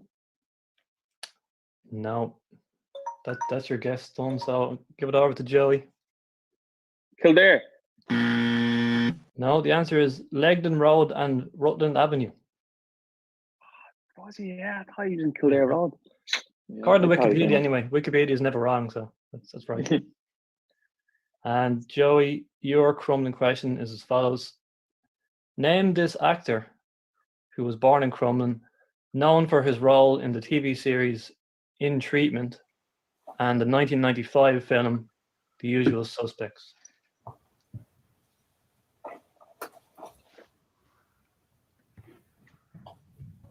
Gabriel Byrne. That's right, yeah. Just turned 70 there recently. So I'll read out the final score. It's not pretty, Peak. I'm not going to lie to you. It's Joey O'Brien 13, Pico Lopez 4.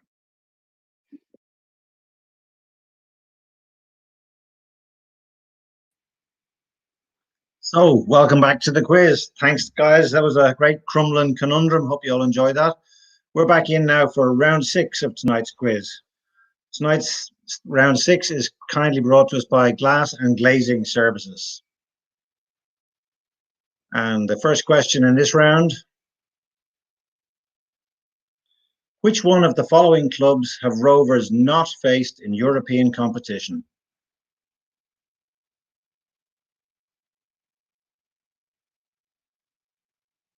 Is it A, Bayern Munich, B, Valencia, C, Rapid Vienna, or D, Nantes?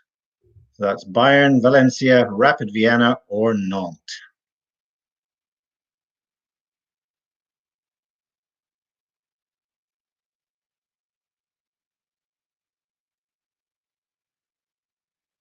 So 41% have said Nantes, 31% Valencia, 19% have gone for Bayern, and 9% have gone for Rapid Vienna.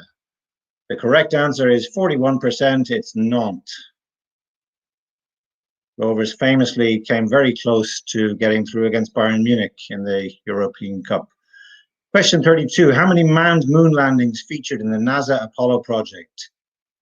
A, 4, B, 5, C, 6, or D, 7?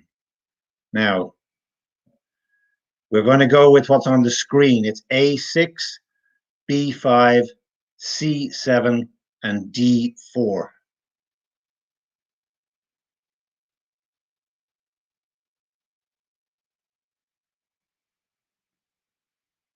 So 33% have gone for 4, 29% for 5, 20% have gone for 7, and 18% for 6. So how many manned moon landings featured in the NASA Apollo project? The answer is 6. 18% of you got that. Next question, number 33. The national flag of which African nation features an AK-47 machine gun? Is it A, Mozambique, B, Angola, C, Zimbabwe, or D, Lesotho? So Mozambique, Angola, Zimbabwe, or Lesotho?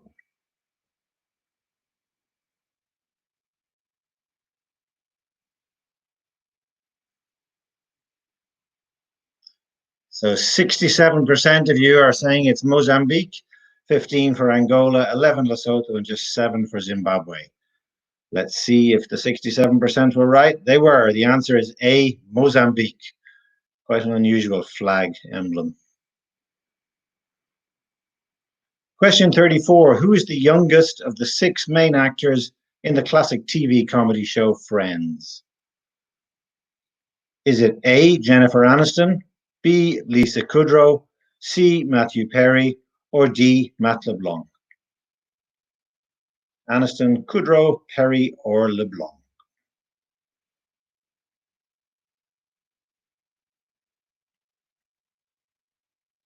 So you've cast your votes.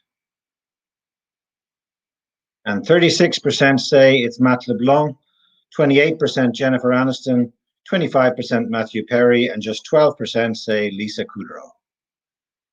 And the correct answer was 25% Matthew Perry.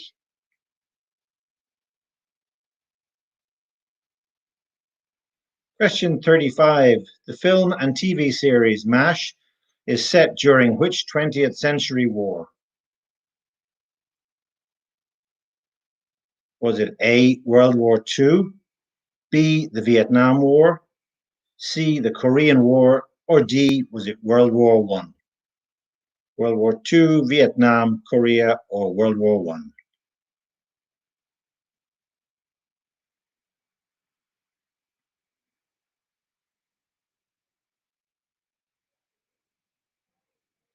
Well, 50% have gone for the Korean War, 42% for Vietnam, and just 2% and 6% for World Wars I and II, respectively.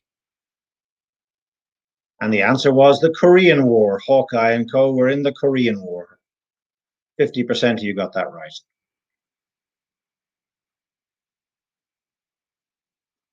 Last question in this round. Which one of the following current English Premier League clubs did not compete in the first ever Football League Championship in 1888-89?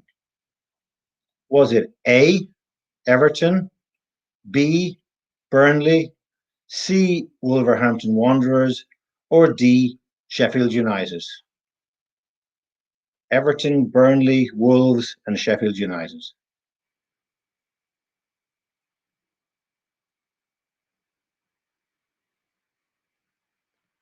%68 of you have gone for Sheffield United, perhaps because it's actually on the screen above the bars. We'll see if you were right. 68% of you guessed correctly or read correctly. Well done. Sheffield United it was, who were not competing in the first ever Football League Championship. So that completes round 6. Back over to you, Buzz. Okay, brilliant. Thanks very much, Peter. And sometimes the gremlins get in there and we forget what we're cutting and pasting, and with the actual answer being in the question. Everybody should have got that one in that last round. Okay, I think it's time that we looked at the scoreboard. Mark Lynch, this is sort of Eurovision-esque, so Can we hear from? Is this a Dublin 12 jury? Where are you, Mark? Come in, please, with the scores. We're coming in from Dublin 12. Scoreboard's coming up there, Buzz. Okay, in fourth. I want you to have a look, by the way, when we do first, second, and third. Have a look at the through the ranks there. See, can you find where some of the players are, and then we'll get to the Hall of Shame down the end. So still in first is Brendan D with 2,036 points. Right up there behind him with 2,022 is Peter M. And Haristo still in third, 1,876. So Mark, have you spotted any players there? Anyone we know? Any famous fans? Who's doing well? Who's doing bad? Peter M. Now Peter M. is Peter Madden. Maybe calling out the questions couldn't really be him in second. I'm taking a guess at Peter Murphy. We've got the Green family in 8th position. Funnily enough, only a few behind the Green family is number 12. It wasn't a corner. Interesting. And it wasn't a corner. It wasn't. Never. It is a T-shirt. We got McDara Ferris in 11th. Always a top 10. Very disappointing, McDara. But you've got very, very, very poor from McDara Ferris now. Really. Would that be Jason Maloney in 16? What's the name there? What is it? I can't see it. Jason M. He's going. He's keeping it short. Yeah, I would say so. I'd say that's Maloney. All right. Yeah. I'm going down. We got Diego there, 37. It's nice to see Madonna taking part in tonight's quiz. We've got the Derry Hoopers, who I believe are the McAneff family, in 39th position. Oh, go on, the McAneff. Aaron McAneff, Aaron Green asked me to remind you that position is well away from the Green family in position 8. Whereas we got Ray Whelan. Ray is having some curry there on 41, just ahead of Interhoop. Ray, I'll have a cake, please. Thanks very much. Emma Wheatley, 43. Very good. Lucan Hoops is in there, 49. Happy Leaks Hoops. We've got Michael Fallon from Toronto. Great to have you on, Michael. Middle of the day, I think, in 57th. I hope you're having a beer, Michael. Good man. Yeah. We've got we've got a guy called Daniel Lambert in here as well. I wonder who he is. He's not doing too well. Yeah, he's too busy making. We've got Taggart Hoops, Liberty Hoops, Carlo Hoops. We've got hoops from everywhere. Can I ask you, Mark, is there with a very, very personal interest in this next question, how terribly are my pals in the Hoops SC doing? Are you spotting anyone there at all making shapes? No. Well, I have to say, would Fergus SRFC be Mr. McCormick? It very well might be, yes. He's 113, and 10 places ahead of him is 103, Mr. Dunster. Oh. So there's a bit of the halfway line. Fam Billy Harpo J is in 94. He deserves a shout out for his halfway line family. That'll become clearer when you watch Winston later. We got a number of the Dangerous Dunn family scattered throughout the field. The lowest of which, unfortunately, is the Dangerous Dave Senior at 165. Oh, not a great advertisement for our educational system. Anyway, moving on very quickly. Right, let's wrap it up there, Mark. Thank you very much. That's it. Just before we go, he's kind of shown himself, I do believe, 5th last, Gary Parsons from the podcast. Come on, Gary. Oh, that's surprising. It's A, B, C, or D. Come on. A, B, C, or D. Just press 1. Very supportive. Brilliant, Mark. Thanks very much for that.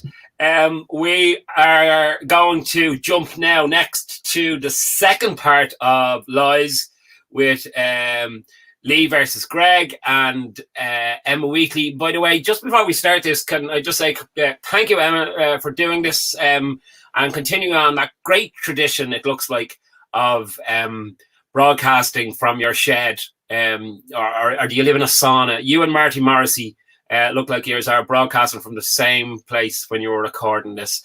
This segment, of course, is sponsored. Thank you very much by Mr. Power Washer. All right, Emma Wheatley, over to yourself. Lee, Greg, welcome to Lies, the 30-second Shamrock Rovers challenge. And this is how it's going to work. So in front of me, I've got a series of topics, and you have to tell me how many you can name within that topic in 30 seconds. For example, if the topic was League of Ireland grounds, and Greg, you said you could name 10 grounds in 30 seconds, then Lee, you can either try and attempt to name more by saying 11 or 12, or you can call Greg a liar to his face and get him to name them. So likewise, if you up the stakes to 14 or 15, then Greg can say, you're the liar, you name them. If you get an opportunity to name them and get them all right, you get the point. If you get them wrong, your teammate gets the point. Does that make sense? Yeah. Perfect. Okay, let's start with the football round. And given that it's quite relevant and the Bundesliga came back this weekend, what I want you to do, Lee, is see how many teams you can name in the German Bundesliga in 30 seconds. How many do you think? Not too many. I'll start with 7. 7. Okay. Greg, what do you think? I say 9. I could name 9. 9. Okay. Lee. Greg's a liar. Greg is a liar. Okay, straight in there. So Greg, Yeah, I'm going to give you 30 seconds to name 9 Bundesliga teams starting from now. Bayern Munich, Borussia Dortmund, Schalke, Union Berlin, Hoffenheim, Hamburg, Cologne, Werder Bremen. One more. Give me one more. Leipzig. Just in time. 4 seconds to spare. Yeah. Managed to get all 9. Okay, good stuff. And there's your little timer. Lucky Lee. All right, I'll take that. Okay, so it's Greg 1, Lee 0. Okay, this time, Greg, we're going to come to you first. And this is the geography round. I can see you're both really excited. So, what I'd like you to do is, I'd like you to name countries beginning with the letters S or F or C.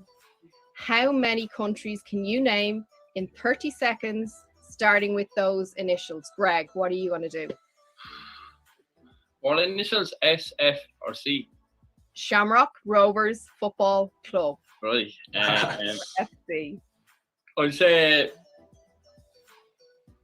5. 5, okay, good start. Lee, what do you think? 8. 8. He's increased that by 3, Greg. What are you thinking? I say he's a liar. He's a liar. Liar. Okay. Straight in there. Okay, Lee, you have 30 seconds to name as many countries as you can, starting with the letters S or F or C, starting from now. Sweden, Spain, Finland, France, Canada,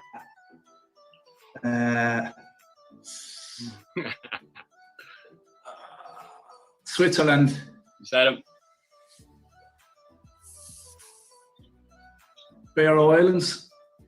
That a country? It's a territory. We'll give it to you because you're struggling. Keep going. You've about 5 seconds.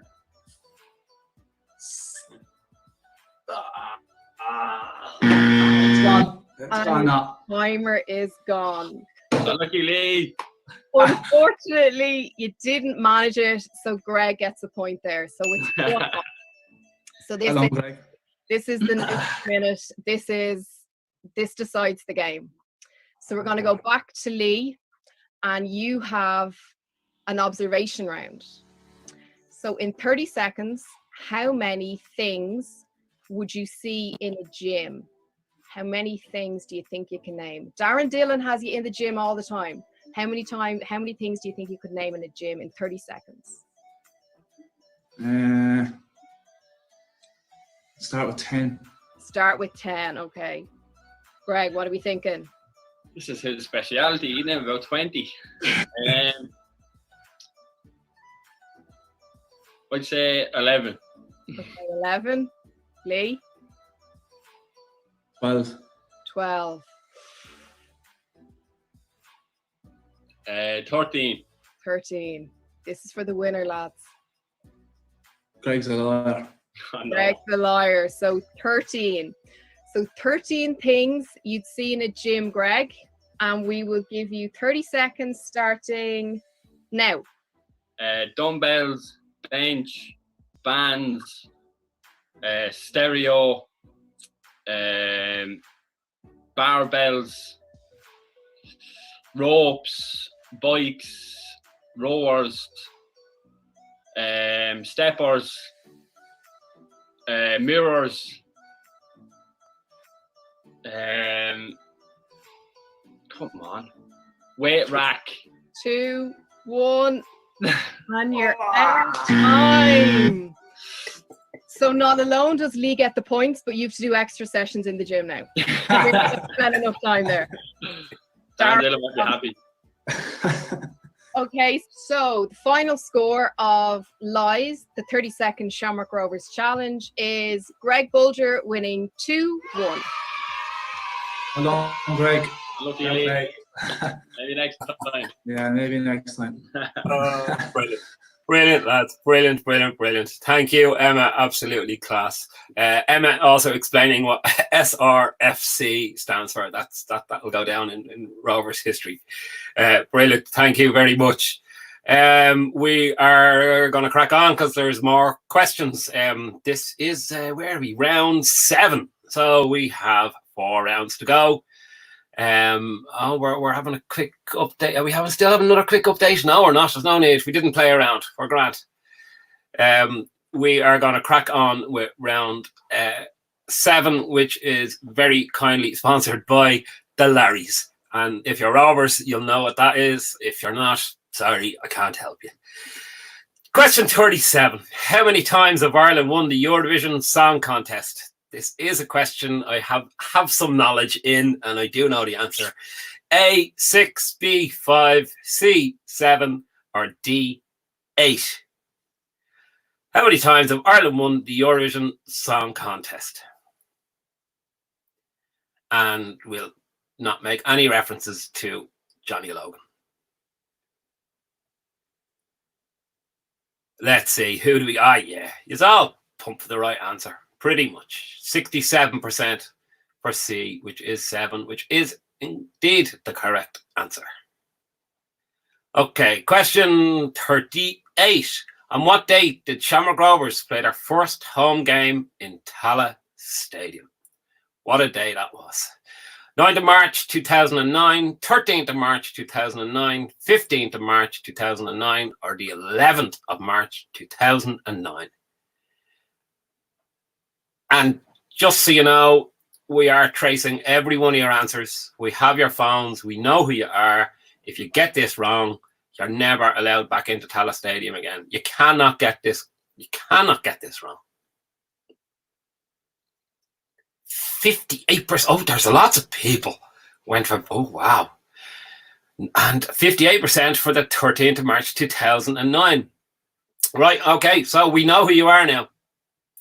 There is a very strong possibility that you are a younger Shamrock Rovers fan and you may not have been there on that momentous day.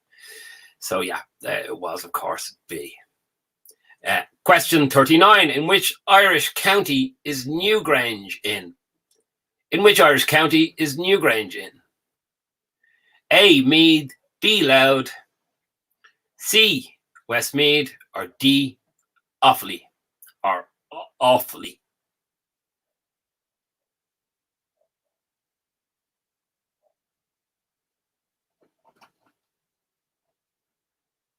Fairly certain everyone will get this right. 92% for Meath, indeed.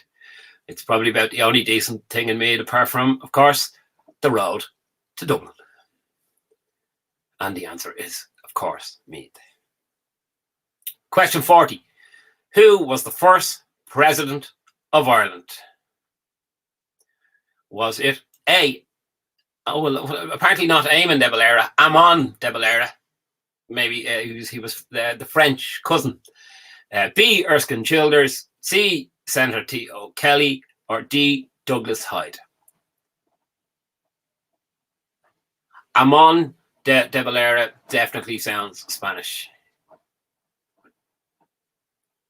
And I think everybody will go for the correct answer of Douglas Hyde. 68% did, and they were absolutely correct.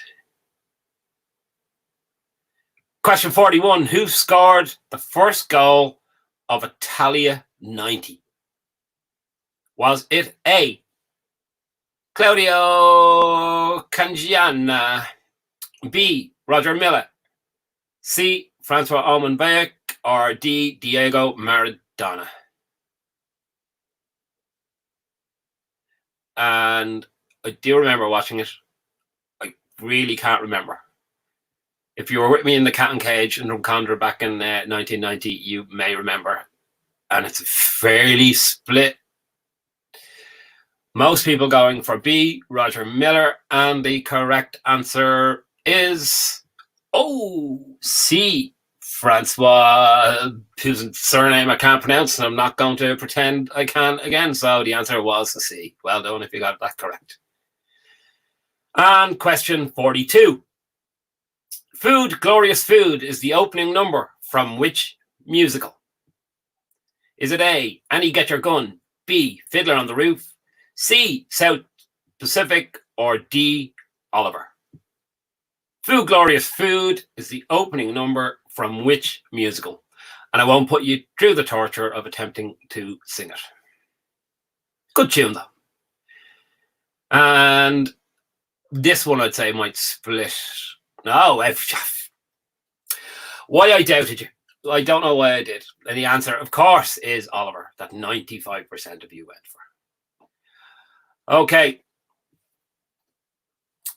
We are cracking on with round 8, and I got told off for calling them the Ringsend Rose the last time.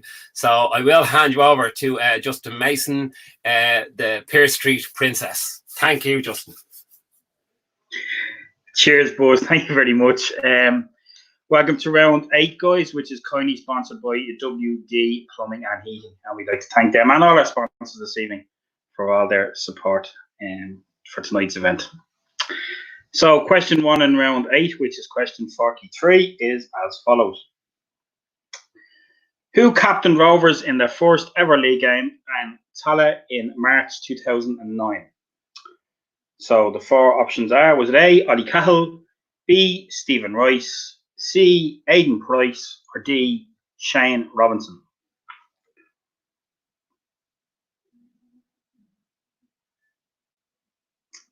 So we are into about 5 seconds to go for people to get their answers in.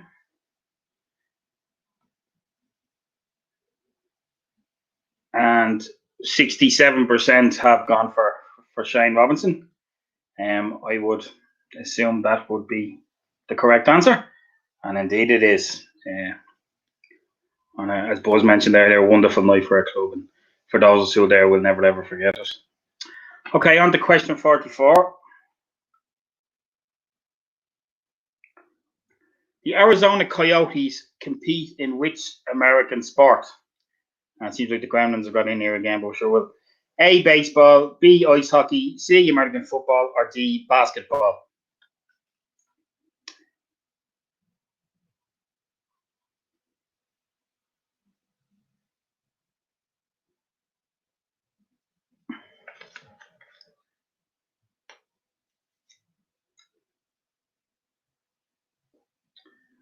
So it looks like the majority of red and gone with ice hockey. And the answer in this question was correct, ice hockey. Myself and Martin are getting a bit of stick, so we decided to put a couple in there to help people along. Bill Gleason tweeted that myself and Martin are terrible people. Thanks, Bill. Love you too. Okay, question 45. In which year was the October bank holiday first introduced in Ireland? Was it A, 1985, B, 1977, C, 1973, or D, 1981?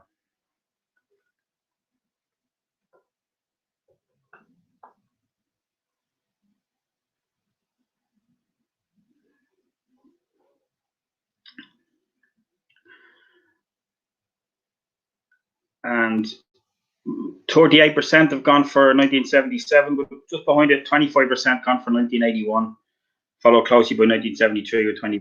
And the answer was B, 38% were correct, 1977. Okay. Question 46. Made in America is the title of the final episode of which classic crime series? Is it A, The Wire, B, Hill Street Blues, C, The Shield, or D, The Sopranos?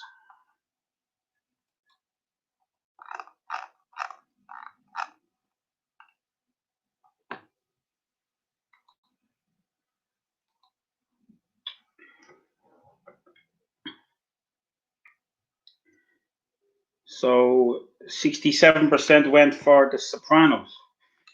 Fairly clear cut there. And the answer was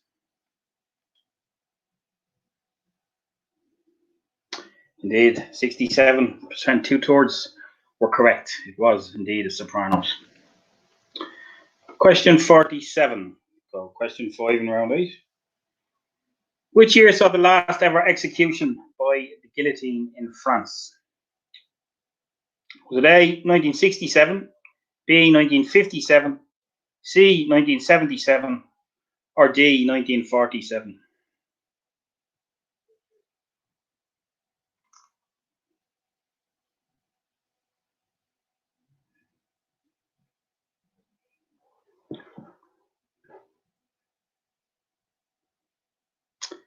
So it seems to be close here between 1977, 1957, and 1947.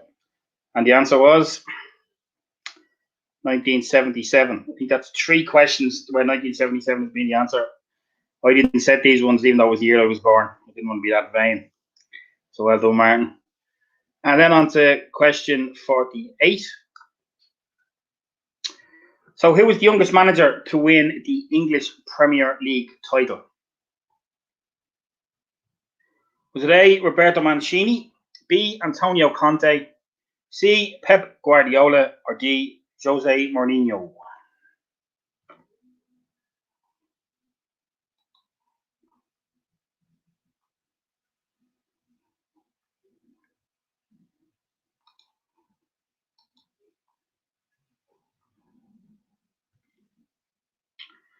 And so we'll see how they answered there. So close one thing between Pep and Jose. Seems to be the story of their careers, really. Close one things between the two of them. Although City did hammer them once in the league to win the league in 2018, they beat them by a fair bit from second. And the answer is Jose Mourinho was very young when he won it at Chelsea first. Okay, so that's the last you'll hear from me tonight, guys. So thanks for listening. I hope everyone stays safe and please God we'll all see each other soon. I'll hand you now back to Buzz. Thanks, nice Buzz. One.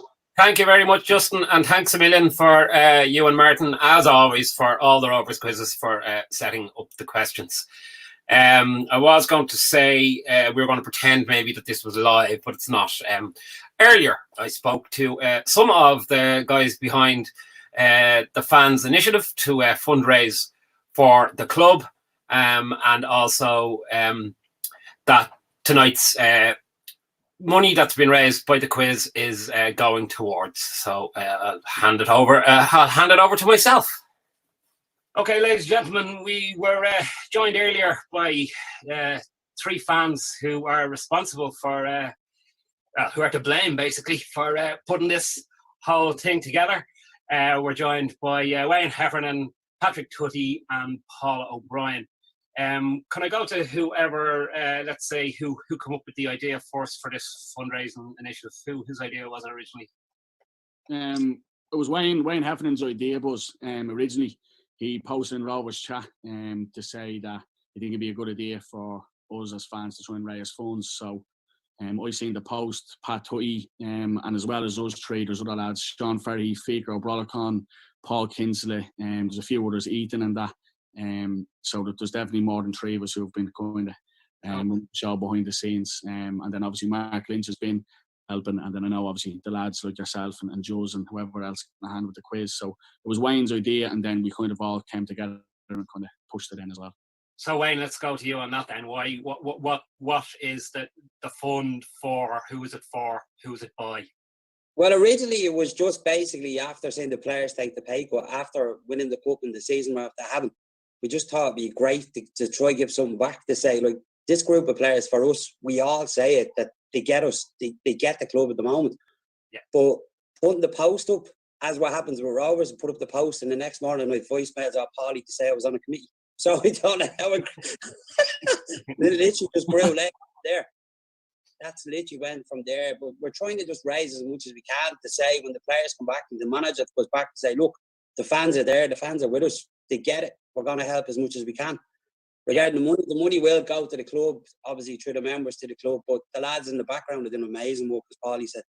Yeah, and on that, Pat, you know, when you see a lot of other clubs in whatever trouble that they're in, and you know they've all got their own things going on, it was great to see being led by our players approaching the club and approaching the management to take that pay cut straight off, way before any of this got really, really serious.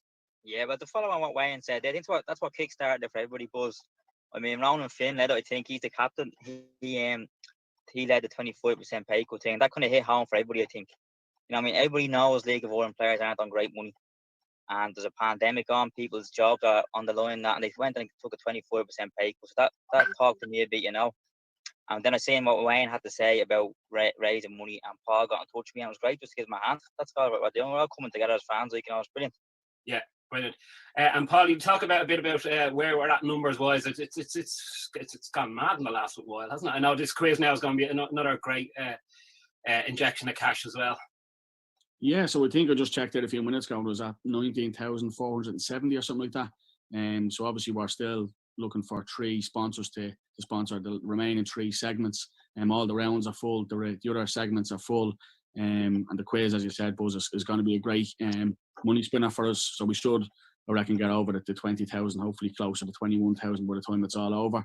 But the fans have been absolutely amazing. Right from donations from €5 or €4 right up to €1,000. I think one lad donated, an anonymous donator. So like, everyone's played their part. So kudos to all the fans. Yeah, and you know, okay, let's just go. Let's wrap this up and go. You know, all we're thinking about is when do we get to see Rovers again in the flesh, and if in the flesh is behind closed doors. You know, so Paulie, behind closed doors, yes or no, or we just scrap this season and start again next season? No, I definitely wouldn't scrap the season. I think if it's behind closed doors and it's safe for the players to go and play, and obviously you'd rather be in the stadium and stuff, but I think, look, if there was a feed, I'd definitely subscribe to the feeds on a weekly basis, and I'm sure 90% of the fans would. Obviously it has to be for the players to go and to train and to play the games, but I'd rather see it on a feed than for the season to be cancelled for me. Yeah, Wayne? Yeah, I echo what Paulie said. Yeah, 100%. The football has to go on. Wouldn't it give us all a lift to even watch it on a, you know, at home or on the tablet or computer or wherever, just to know that it's going on again? For me, it has to go on. Seriously. And Pat?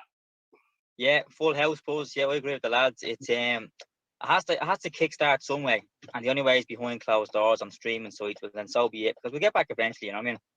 We all get back eventually. We'd like to come back as fans maybe towards the end of the season. Be nice, like, you know what I mean? But yeah, definitely behind closed doors. I'll be well behind that. Yeah. Brilliant. Thank you, boys. And thanks to Jeannie McBoyle for sponsoring that segment. So as you can see, it's very much a grassroots fans initiative to raise money, to keep the club ticking over. You know, there are bills still need to be paid. even though there's no actual income coming in from gate receipts or whatever. So it's just great to see that everybody is all on the same page here.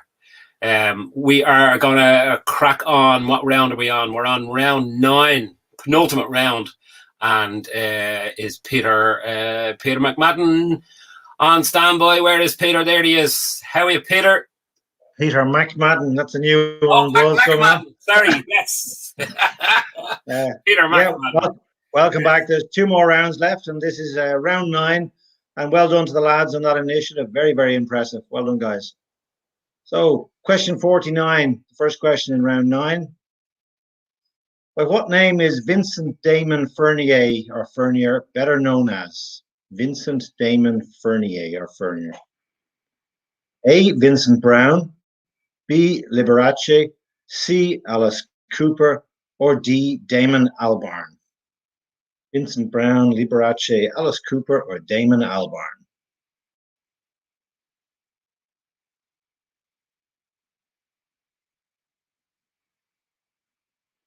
So 48% of you have gone with Alice Cooper, 14% just with Damon Albarn, 24% of you said Liberace, and 15% have gone for Vincent Brown. And the correct answer is Alice Cooper. If only he knew school would be out for this long. Question 50. Which player won the penalty awarded to Rovers in the FAI Cup final of 2019? Which player won the penalty in Cup final of 2019? Was it A. Aaron McAniff, B. Jack Byrne, C. Aaron Green, or D. Graham Burke? Aaron McAniff, Jack Byrne, Aaron Green, or Graham Burke? We've had him on earlier, I think.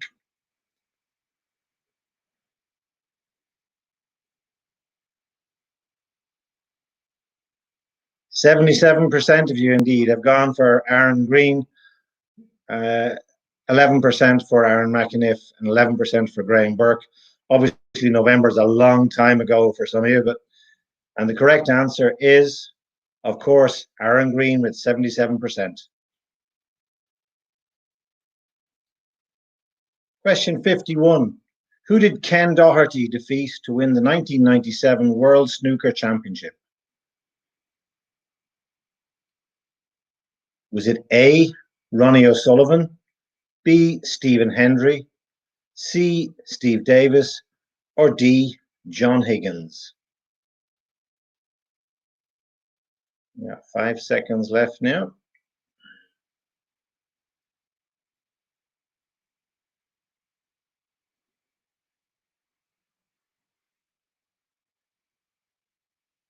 So 61% of you have gone for Stephen Hendry, suggesting you know your snooker.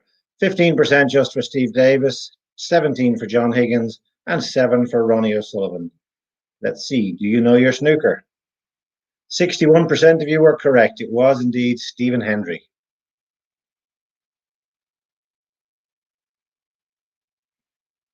Question 52.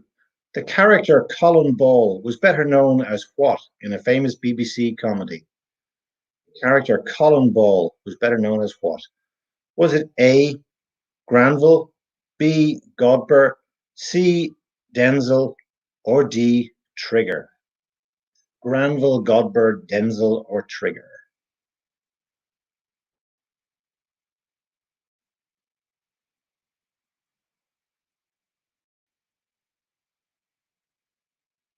So 68% of you have gone with Trigger from Only Fools and Horses. 11% gone for Granville, 11 for Godber, and C for 10% for Denzel. 68% of you are correct with Trigger.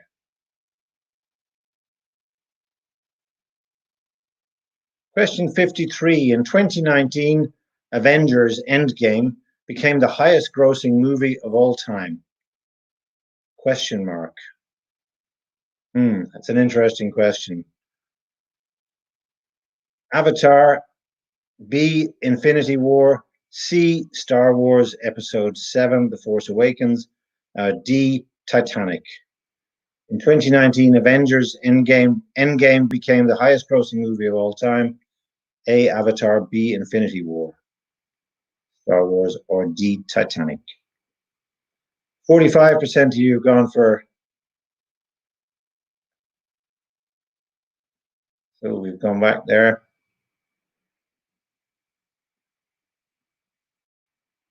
So that unusual question is going to be thrown at us again, perhaps. Otherwise, maybe we can move on to question 54. Who was captain of Rovers during the successful First Division campaign in 2006? Was it A, Barry Murphy, B, Ray Kenny, C, David Cassidy, or D, Aidan Price? Barry Murphy, Ray Kenny, David Cassidy, or Aidan Price?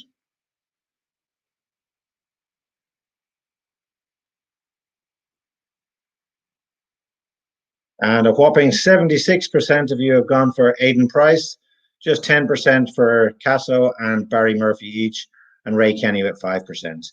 The correct answer, of course, was Aidan Price on 76% guessing correctly.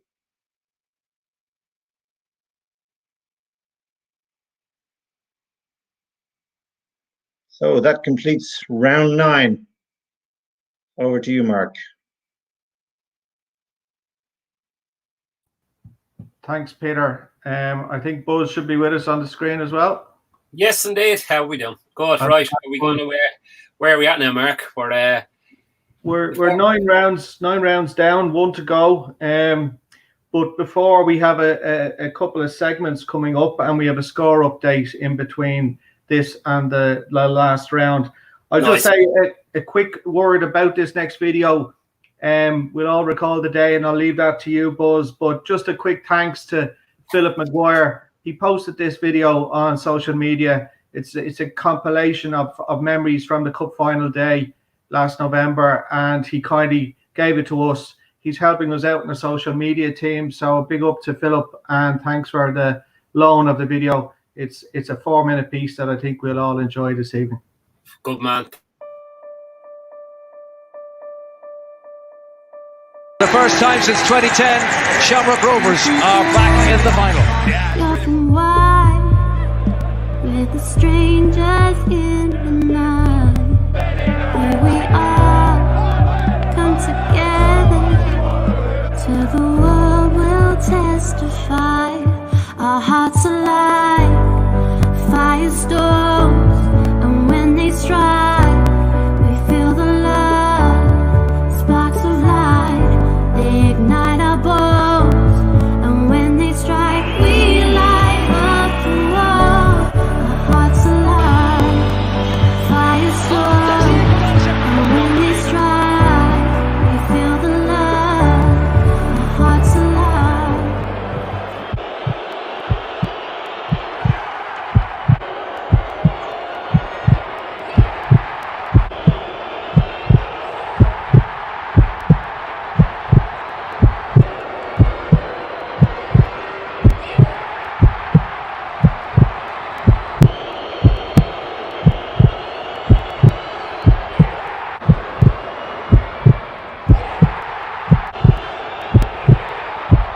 Nugent to step up for this one. Well, this could win it. And it does. Kerry O'Neill. And when they strike, we feel the love, sparks of light. They ignite our bones, and when they strike, we light up the world. To come. The FAI Cup for 2019 belongs to Shamrock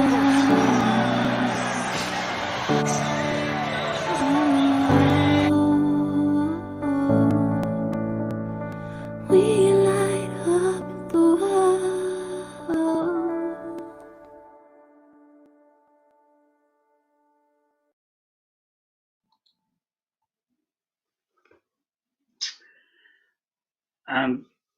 Welcome back, guys. Thanks to the Hoops SC for sponsoring the cup final video. I know a lot of the lads in the Hoops SC, so that was well done. I think that video brought back a lot of great memories of a wonderful day back last November, and please God, we'll have many more to come in the future. So I think now we're going to do an update of the scores, I think, going into the last round. So Peter M is on top with 3,320. Brendan D is in second place on 3,148. And Hoopy Stee is in third on 3,039. So, Mark, is there anyone else we can pick out there, perhaps? Scott Kerwin, good friend of mine. Who's that? Milner. Scott Kerwin, Milner from the Fighting. Hold on, my screen is only about 4 inches long. I have to scroll down a bit for Milner. Hold on. Justin, do we know who Hoopy Stee is? Have we identified who Hoopy Stee is? No, it's not one of ours. I've got Milner there, position 40. Yeah, he's in position 40. 25% of the way down the field. Dunster there in 85th. The Green family have dropped back. Professor Green and his family to 13. Jason Maloney's up to 17, it looks, or joint 18. Irish Town Hill. Hang on. The important question is where is Jason Maloney versus Ray Whelan? Oh, I think he's ahead. I think Ray's been looking for more paprika. He's probably playing the broadband in Cavan, probably. There's Interhoop in 54. Good old Interhoop. You would have thought you'd know a little bit more about Shamrock Rovers. 55 here on Snapper, well done staff. Daniel Lambert's not doing great. Daniel Lambert. That's a shame. Terrible. Toucan Curran. That's a name. Toucan Curran. And we've also got Two Tone. Well done, Two Tone. Nice bit of ska going on tonight. Mark Welch, 84. Dunster, 85. Not good from the Hoops SC at all. Ryan McDwyer, 86. Albert White in 43rd there. Oh, Albert. He would have been a contender, I would have thought. Yeah. James Lowe, 102. What's happening there? Not enough questions about Sporting Fingal, I'd imagine. Mark. Yeah, that's a good point. Ryan Little, 111. So, any inside knowledge at all? Have we identified who Peter M is, even maybe from the YouTube comment? I'm putting it in each way that it's Peter Murphy. It's got to be he eats quiz. Yeah, Peter Murphy quiz. Fair enough. Still Peter Murphy's Mark. So which one? Well, there's a good point, Buzz. Or just Faker, 132. Who else have we got there? How are we doing, Mark? On the players. Do we? I know it's scrolling past very quickly, and we will look at this later on and probably post up the results in the comments, but on social media. But how are we doing with the players? Joey must have gone in under a pseudonym, so I'm not really seeing Joey O'Brien there. So, Joey, we're going to have to out you wherever you are. Green family are certainly the highest ranked playing side of the house. And look, I just don't know where Derry Hoops have gone. Are they still? Ellen is carrying that team. I know that Aaron McAneff is not doing a hell of a lot up there. But look, we've one more round to go after the next segment. So there's at the top of the table. Have we got a close run? We've got 3,320 and 3,148. So unless Peter has an absolute disaster in the next round, it looks like it's his. But again, we've got prizes for the top four, and like all game shows, everyone's a winner. Thanks for taking part. Speaking of which, Shamrock Rovers are winners tonight, and well done to everybody. Right, let's rock on. We have the last round. Oh no, we don't. We're not going for the last round yet. Sorry. It's gotta be the highlight of the night. Crack open a beer. If you don't have a beer, crack open a 7-Up. It's time for Ask Winston.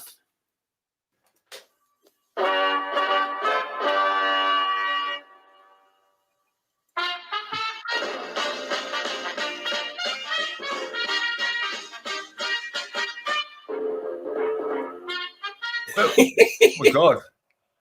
Mona. What's wrong with this? It's some sort of filter on it. Oh, for shit. Look, bleeding. We can't come on doing it like this. Look, a bleeding joke. Look at the state of me. It's for charity, I Winston. know it's for charity, but Come on now, Winston. this is bleeding ridiculous. Question 1. How will I feel if Tallaght Stadium is the base for League of Ireland restart games and Bows are down as the home team? Well, how do you think I feel? It's nonsense is what it is. I just hope they don't go bananas and start vandalising the place. You know, it's nonsense. Now, an odd sticker here and there because you can pull that off. But this, you know, it's nonsense. It's a beautiful stadium and they wreck it. And that's for them dumb dog people relieving themselves in our chairs. The nightmare. Nonsense. Filthy nonsense. This is getting worse and worse. Right. Question 2. Should Ray's curry be available during the lockdown? I tell you, Ray's curry is outstanding. Outstanding. And when I say that, I normally mean it's outstanding in the park before he catches it and works his magic. I jest, of course. It's beautiful. Beautiful. Unbelievable curry. Unbelievable. But I will say this. Needs a bit more paprika. That's shocking. Absolutely shocking. We have a third question now from Garth Brennan. Dearest Winston, how are yourself and Mona coping with social distancing? Has it affected the romantic side of things? Well, listen, thanks very much for your concern, Garth. I hope you're all keeping well. Well, we did have a holiday booked to go to the Faroes Islands, but that's been cancelled. So now we're going to be heading down to Curracloe. But as far as the romantic side of things, tonight, Mona's dolling herself up. She's has all our bits and bangles and all that, and we're going to have date night at home. Yeah. Jesus, Mona, there's a dumb dog sitting on this. Nonsense. Anyway, question 4. Noel Quinn or Fran Gavin? Right, but let me tell you this. Here's a direct quote from Fran, right? I don't think you'll ever get to the stage where there won't be an issue with something in a club. And not what you want from your fearless leader. It's all about the cultures, that fella. All about the cultures. Cork this, Sligo that, Dundalk this.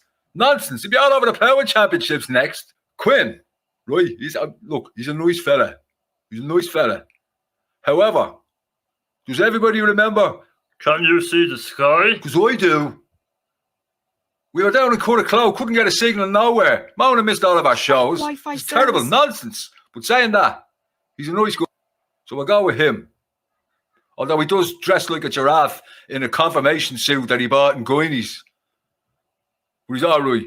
Italian 90 and all that. 30 years. Great. Fantastic. Unbelievable stuff. Oh, here. Right. Question 5. Which iconic T-shirt will I be buying? Let me tell you something about this gimmick, right? It's total gimmick, right? First of all, you can't see who's on the T-shirt. It's a green blob. That's all it is. Nonsense. Nonsense. A green blob on the Fruit of the Loom T-shirt, and they have the cheek to charge you.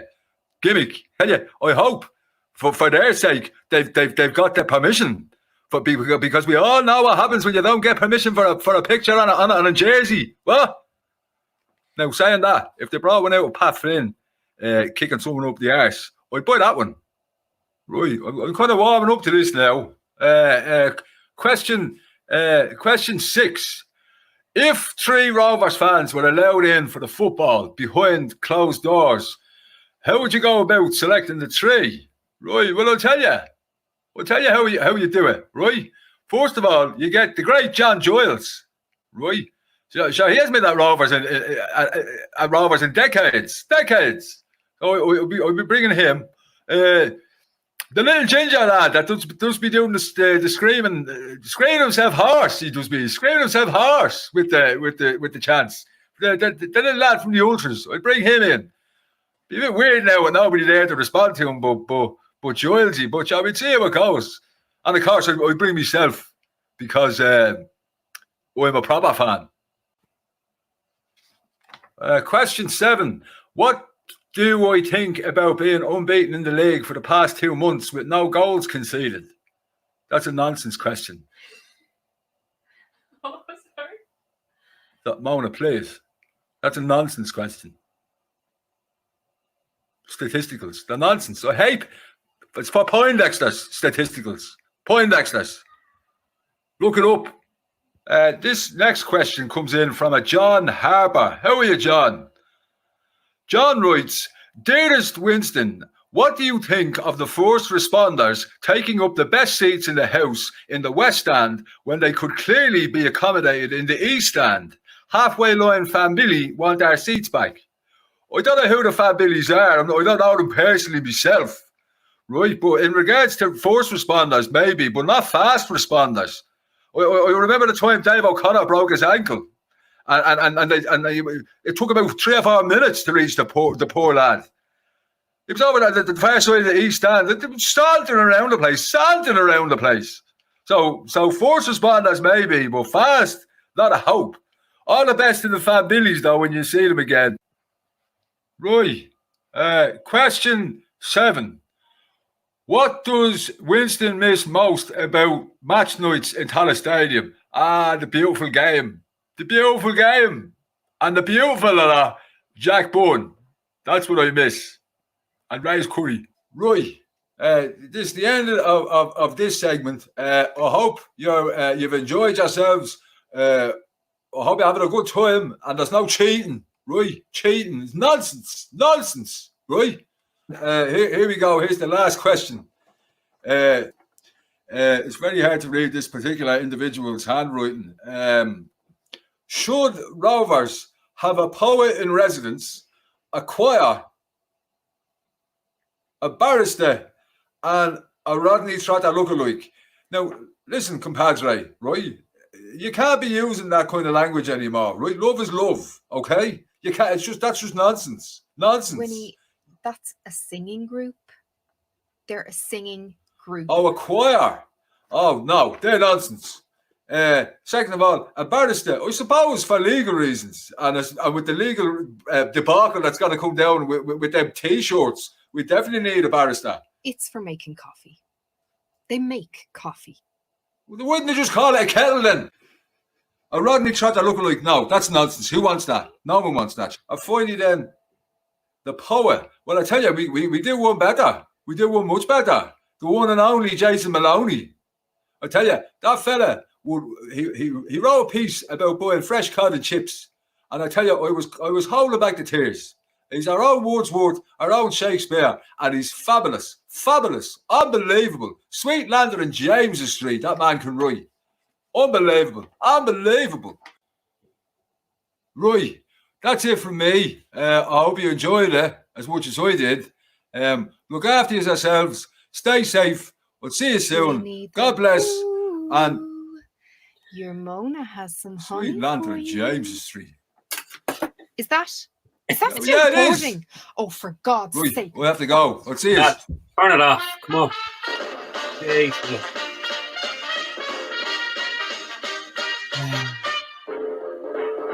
Wow. Well, folks, I don't know where to even start or finish with that. Mostly Poindexters. That's my takeaway from that. I think we are just about ready to head into the final round. Okay, glasses need to go back on. So let me see. We should be getting questions up for the final round, which is round 10, which again is sponsored by those legends in Ocean Electrical. So let's see what it does to the scores on the last round. Question 55. How many different domestic competitions have Rovers won in total? A, 10, B, 9, C, 11, D, 12. Now, there's going to be all sorts of arguments about lower ranked cup competitions that have been defunct and, but just, get over it. The answer that you all plumbed for, oh, you are very split. See, I know this is going to cause rows. So most of you have gone for 9 on 34%. And the correct answer is, oh, wow, you all least went for the correct answer, which is 12. Now, if Joes was hosting this round, he'd rhyme them all off you, and Martin Moore might do the same, but I'm not even going to attempt. So moving on to question 56. Which of the following European capital cities does the river Danube not flow through? Is it A, Belgrade, great city, fun memories, B, Bern, C, Bratislava, D, Budapest?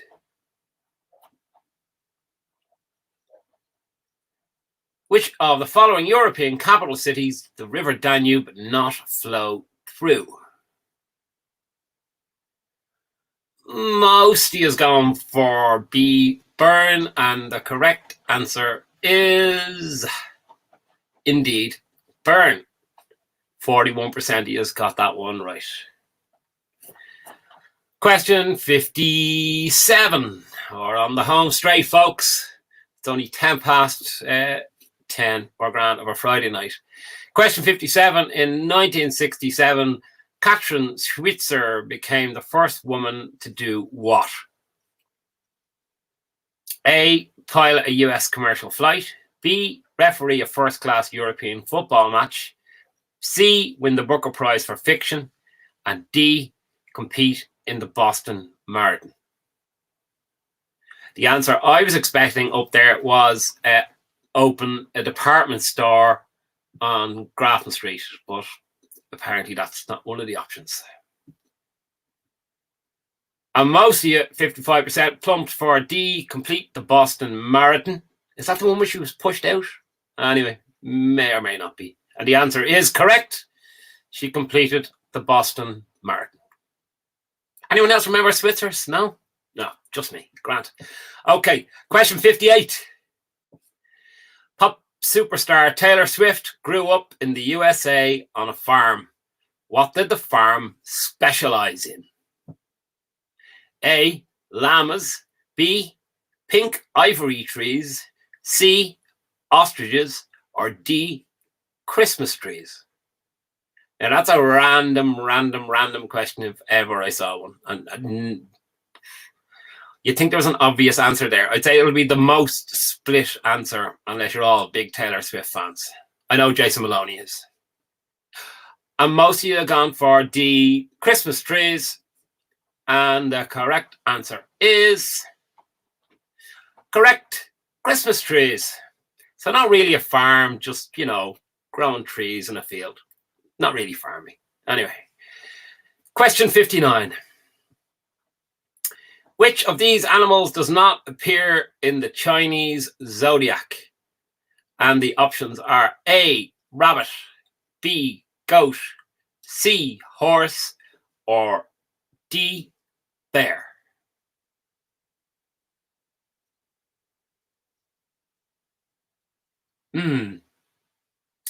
I'd have a punt here. We'll see when it's over, and I would suggest grand question's over, so I kind of punt for horse, but apparently you all think bear. But the correct answer is bear. What would I know? Okay. This makes it the last question of the night. Question 60. Which US state is scheduled to host the 2026 FIFA World Cup final, if we ever have cup finals ever again in football? A, New Jersey. B, New York. C, California. D, Massachusetts. Which US state is scheduled to host the 2026 FIFA World Cup final? A, New Jersey. B, New York. C, California. D, Massachusetts. I have some insider knowledge on this actual question. I'm making arse of myself by getting it wrong and say California, because I'm pretty sure it's going to be in the new stadium that they're building in LA. And I'm wrong. It's New Jersey. There you go. What would I know? There we go. Now, we are at the end, that is all the questions. You either got them wrong, you got them right. You probably had a good time, which is hopefully the whole point of the evening. But you certainly helped raise some money for Shamrock Rovers and keep the club alive and keep paying the bills. As I said, there's still bills need to be paid. Before we get on to the last tally of the scores, I'm going to bring in Mark. If Mark is there, I think Mark's coming in. There we go. There you go, Mark Lynch. How are we? Can we hear Mark? How you doing? Damien, do we have the scores coming up? Final scores? Just whilst we're waiting, the technology provided tonight on the guy who helped us put this together is a guy from Cork City FC. We won't hold that against him, but that's Damien Strennan. So thanks very much, Damien. Actually, Mark, do you think Damien might put himself up there on screen? Do you think he'd be brave enough to say hello? Because I really would like to thank him, because it's been a really... Jump in there, Damien. Put yourself up there, Damien, please, for a minute, please. Thank you, Damien. Just on behalf of everybody at Rovers and all the fans, what you've put together from my own work point of view, it's really impressive. It's been a great night. Thank you very much for doing this. And I mostly just wanted to put you up there on screen. So the next time that we're down... No. Everyone can buy a pint. That's what I was going to say. Oh, yeah. Yeah. Oh, well, so, yeah. Fair play. It's really been a great evening. It's been really engaging, and as you can see from the comments, people are loving what you've done. So thank you very much. Anyway, I suppose I'd say it was like really, really well put together. You great bunch up there. So fair play to you, lads. Yeah. Right. Well, there you go. You've all seen his face now. So buy Damien a pint the next time you see him. He's a smashing chap. Right, Mark, as you were saying. Sorry. Okay, so well, look, we have to. I'll leave it. So it's back to you, Buzz. We got the top four there. I'll leave that to you to announce the. I can only see three, so okay. I don't know who was in fourth. Number 4 is Last Man Standing. Sorry, that's number 3. That's 3. Number 4 is Hoopy Stee. Hoopy Stee. Oh, got nudged out by Last Man Standing in third place on 3,353 points. And in second place was Brendan D on 3,376. And Peter M on 3,667, which actually means he had an absolute killer last round. Pretty much probably got every question right and got them very quickly. So Peter M is the winner of our, give me our prizes again, of our FIFA 20 PS4 game. And Brendan D wins our Rovers Umbro Top Last Man Standing FC wins our 30 mil euro voucher for Jobstown House. And our 12-pack of bottled beer goes to SRFC. And when I actually read that first, I thought it said 12-pack of poodle beer. And I thought, who'd really want to drink that? But it's bottled beer. So it's bottled beer, and thanks to Gary for sourcing that from his friends in the Paddle Brewery. Just some of the little head-to-heads during the evening that we were talking about. Ray Whelan has finished ahead of Jason Maloney. He's even finished ahead of McDara Ferris. So he hasn't just been making curry all this last season. And interestingly, Was Never a Corner finished 2 places ahead of the Green family. So, so that's a win-win, I think. And so, are we claiming the Green family as Aaron's the highest? Aaron has been on. They're all there in Kilnamanagh watching in. Fair play. So fair play to Aaron and his wife. Are we saying they are the highest players placed on That's the whole? it. Yeah, well, we have this Joey O'Brien behind closed doors. We don't know his name, so okay. Unless he's Last Man Standing FC or something like that, and he very well could be. We'll have to just on that. If not everyone has used their full name, obviously most people haven't. We won't know who you are to give you your prize from what you've given us here on the screen. So can the top 4 people please email social media @shamrockrovers.ie and give us their name and address and maybe their phone number so we can make contact and arrange the prizes over the coming period. Okay, are we bringing in Paulie? Is he? Yeah, Paul O'Brien should be coming back to us here. We got a few thank yous. Good man, Paulie. How are you? Deadly. So, there's I hope you enjoyed the night. I thoroughly enjoyed it. This has been brilliant fun. Really good, really good. I was going to say at the end, but I'll just say it now. It was like, let's do this again. But I'd also love for us not to have to do this again. Let's be honest. But honestly, look forward to doing it again. But come here, all the people that have been involved and sponsors and people. There's been an awful lot of efforts gone into tonight. So I know you want to say some thanks to some people. Yeah, look, obviously, before we get going on the sponsors and stuff like that, thanks to yourself, Mark, Joes, Peter, Emma Wheatley, everyone else, the players that have been involved. It's been really, really good night. Just to go through our round sponsors. So the first two rounds were sponsored by Craig Matton of Ocean Electrical. Round 3 was sponsored by Podgy and Polly Murphy, two friends of mine from Shamrock Drains. Round 4 was sponsored by Jer Ferry from Parkhead Communications. Round 5 was sponsored by the Ultras, who have been really, really helpful in regards to behind the scenes, the fundraising. Round 6 was sponsored by Pat Tutty Jr. From Glass and Glazing Services. Round 7 was sponsored by the infamous Larry's. I'll say no more. Round 8 was sponsored by Will Doyle from WD Plumbing and Heating.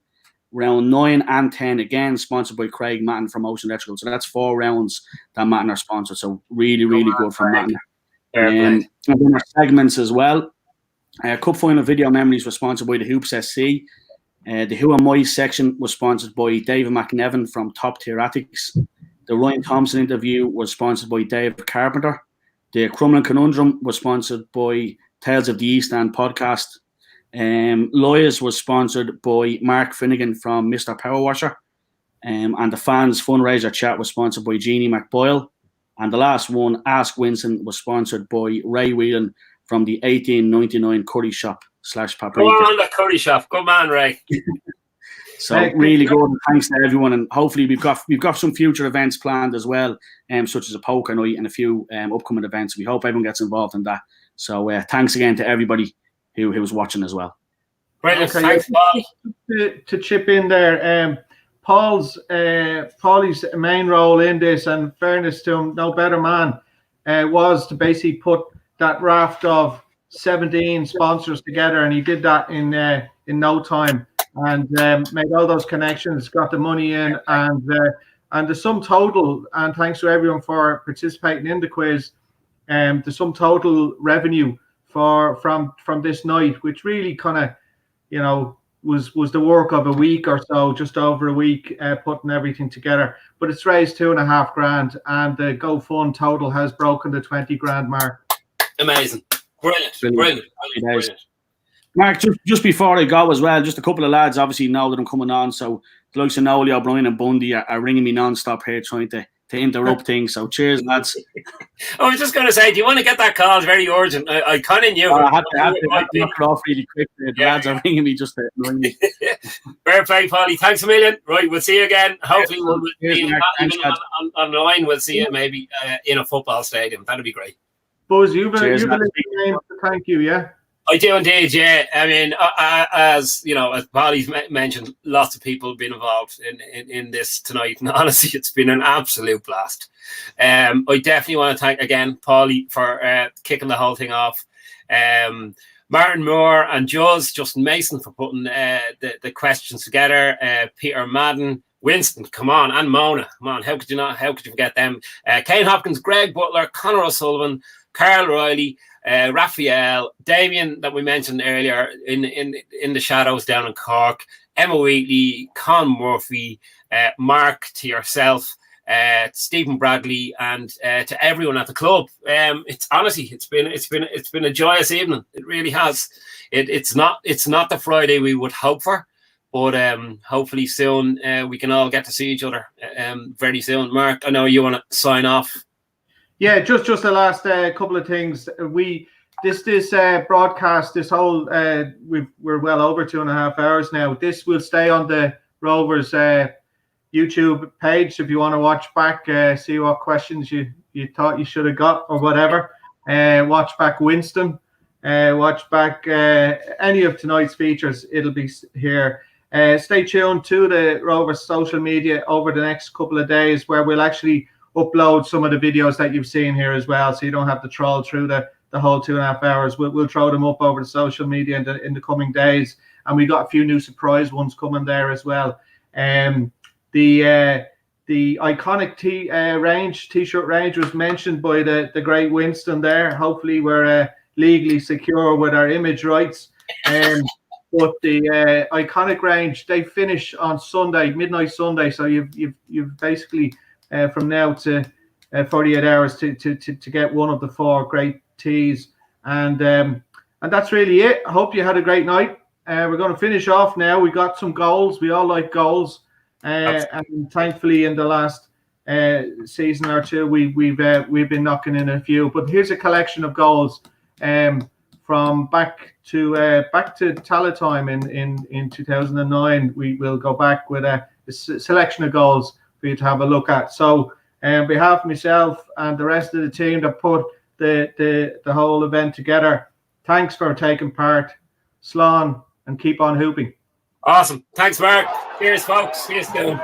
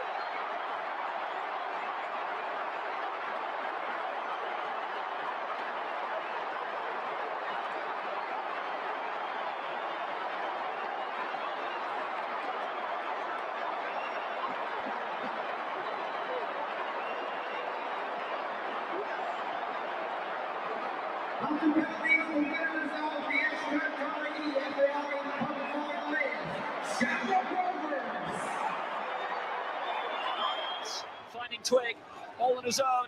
Still Twigg, he's in! He scored! 2-0, Gary Twigg!